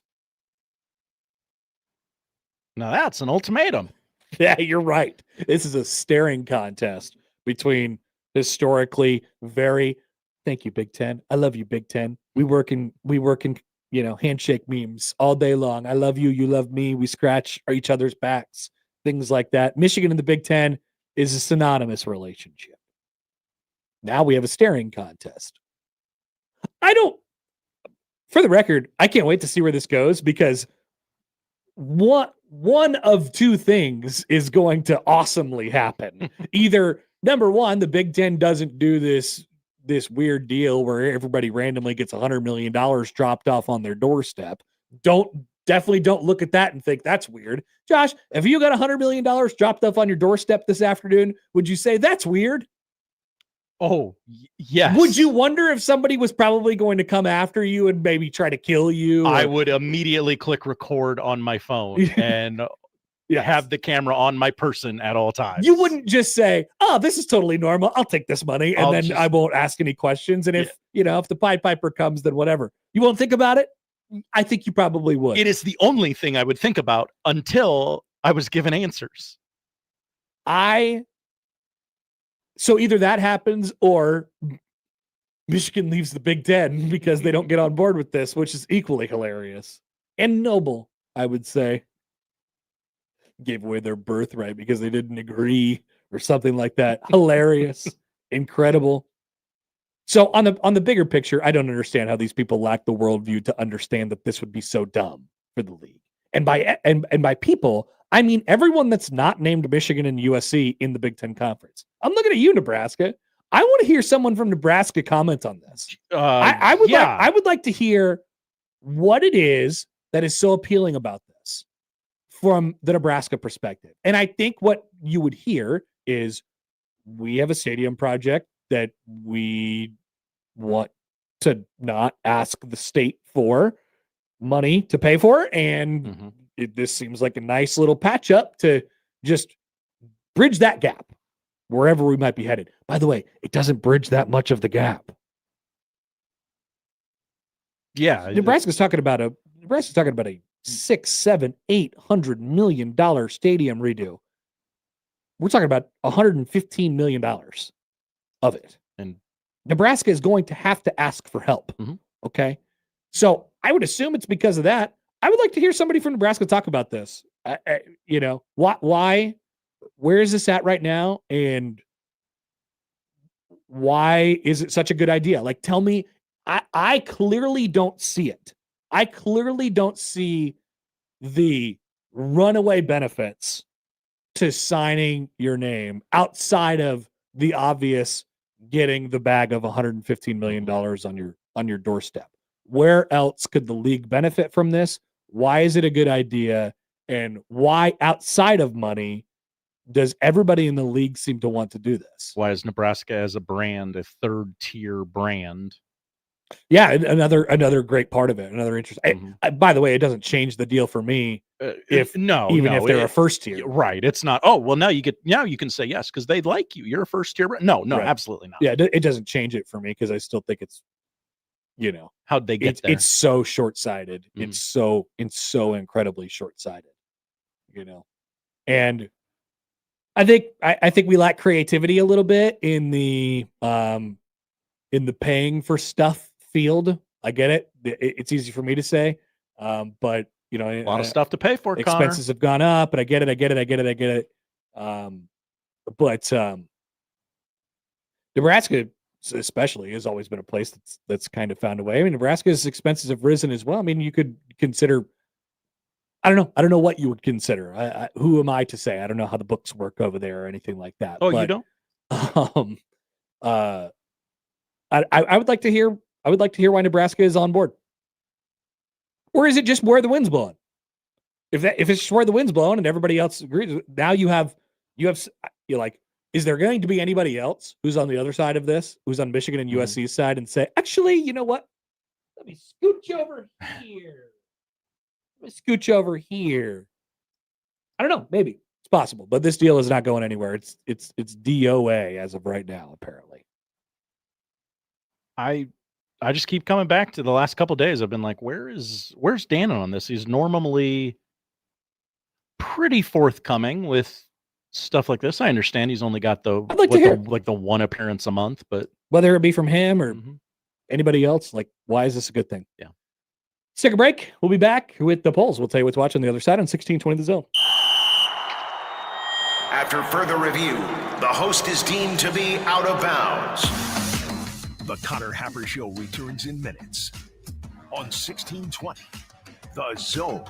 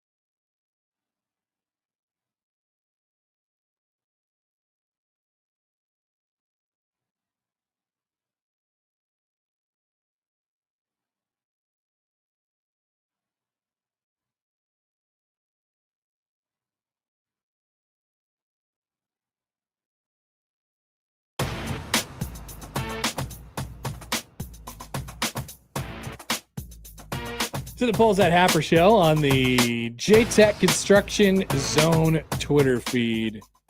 Didn't look like we had anything from yesterday afternoon. No. Okay. So on to today we go. Do you like the Pop-Tarts part of football? Now, first of all, give me your answer, and then what do you think the answer is? The common public answer. I liked, past tense, the Pop-Tarts part of football. The announcement was met with overwhelming praise this morning, so I think we're the weird ones. I agree, and you are correct. 74% say yes, they like the Pop-Tarts of it all. Would you let Matt McMaster cook you food? I would. 62% say no. We knew how that was going to go as well. Would you listen to a song called LeBron James? Sure. Yeah. No harm in listening to a song one time. Yeah. It depends on who it's by. Okay, sure. Things like that. But of course, I don't want to hear like Lainey Wilson's good LeBron James. Like, shut up and dribble. Incredible. 77% say no. 77% wouldn't even give it a try. I think more people dislike LeBron James than we give I credit think you're to. right. I don't get what's so unlikable about him other than him being like commercially fake and, like he does stuff just to sound cool. I think that part of him's funny. I have no reason to dislike him. My favorite movie's The Godfather. Yeah, what's your favorite part? Don't make me pick one. He says stuff to be cool, but that's no reason to not like a guy. Have you seen my Malcolm X book? Yeah, what's your favorite quote from Malcolm X? Don't make me pick. They're all good. It's my favorite. I love it. Those are the polls, Josh. What are we watching tonight? We are watching college football action, baby. Oh we my love God. it. Can you believe it? It's just like Pop-Tarts. Akron and Bowling Green, 6:00 on ESPN. UMass still looking for its first win. They're in Ohio to take on the Bobcats at 6:00 on CBS Sports Network. And the big one, Western Michigan at Northern Illinois, 6:00 on ESPN2. Big one. NBA on NBC. Grizzlies Spurs at 7:00. No Ja Morant, no Wembanyama. What the hell? What are they doing? They're injured. What do they got? Ja's got like a hamstring or a What- quad thing. What part of Wembanyama's body is hurt? All of it? I don't know. It seems like He's it going to be would out 2 weeks. Wembanyama injury. He has a calf. Yeah, that guy can't have much calf. And then it's Suns and Blazers at 10:00 on Peacock. That's got to be a pretty stressed out calf. Yeah. You know? There's a lot riding on that calf. So tall. Yeah. College basketball tonight, number 17, Michigan State against number 12, Kentucky, 5:30 ESPN, live from the world's most famous arena, Madison Square Garden. How about a little Navy, North Carolina, 6:00 on ACC Network. Okay. And then number 24, Kansas, number 5, Duke, 8:00 on ESPN, also from Madison Square Garden. Okay. NHL, the New Jersey Devils now are in Tampa to take on the Lightning, 6:00 on NHL Network. International friendly in soccer or football, Uruguay versus America, 6:00 TNT. That comes to you from Raymond James Stadium in Tampa.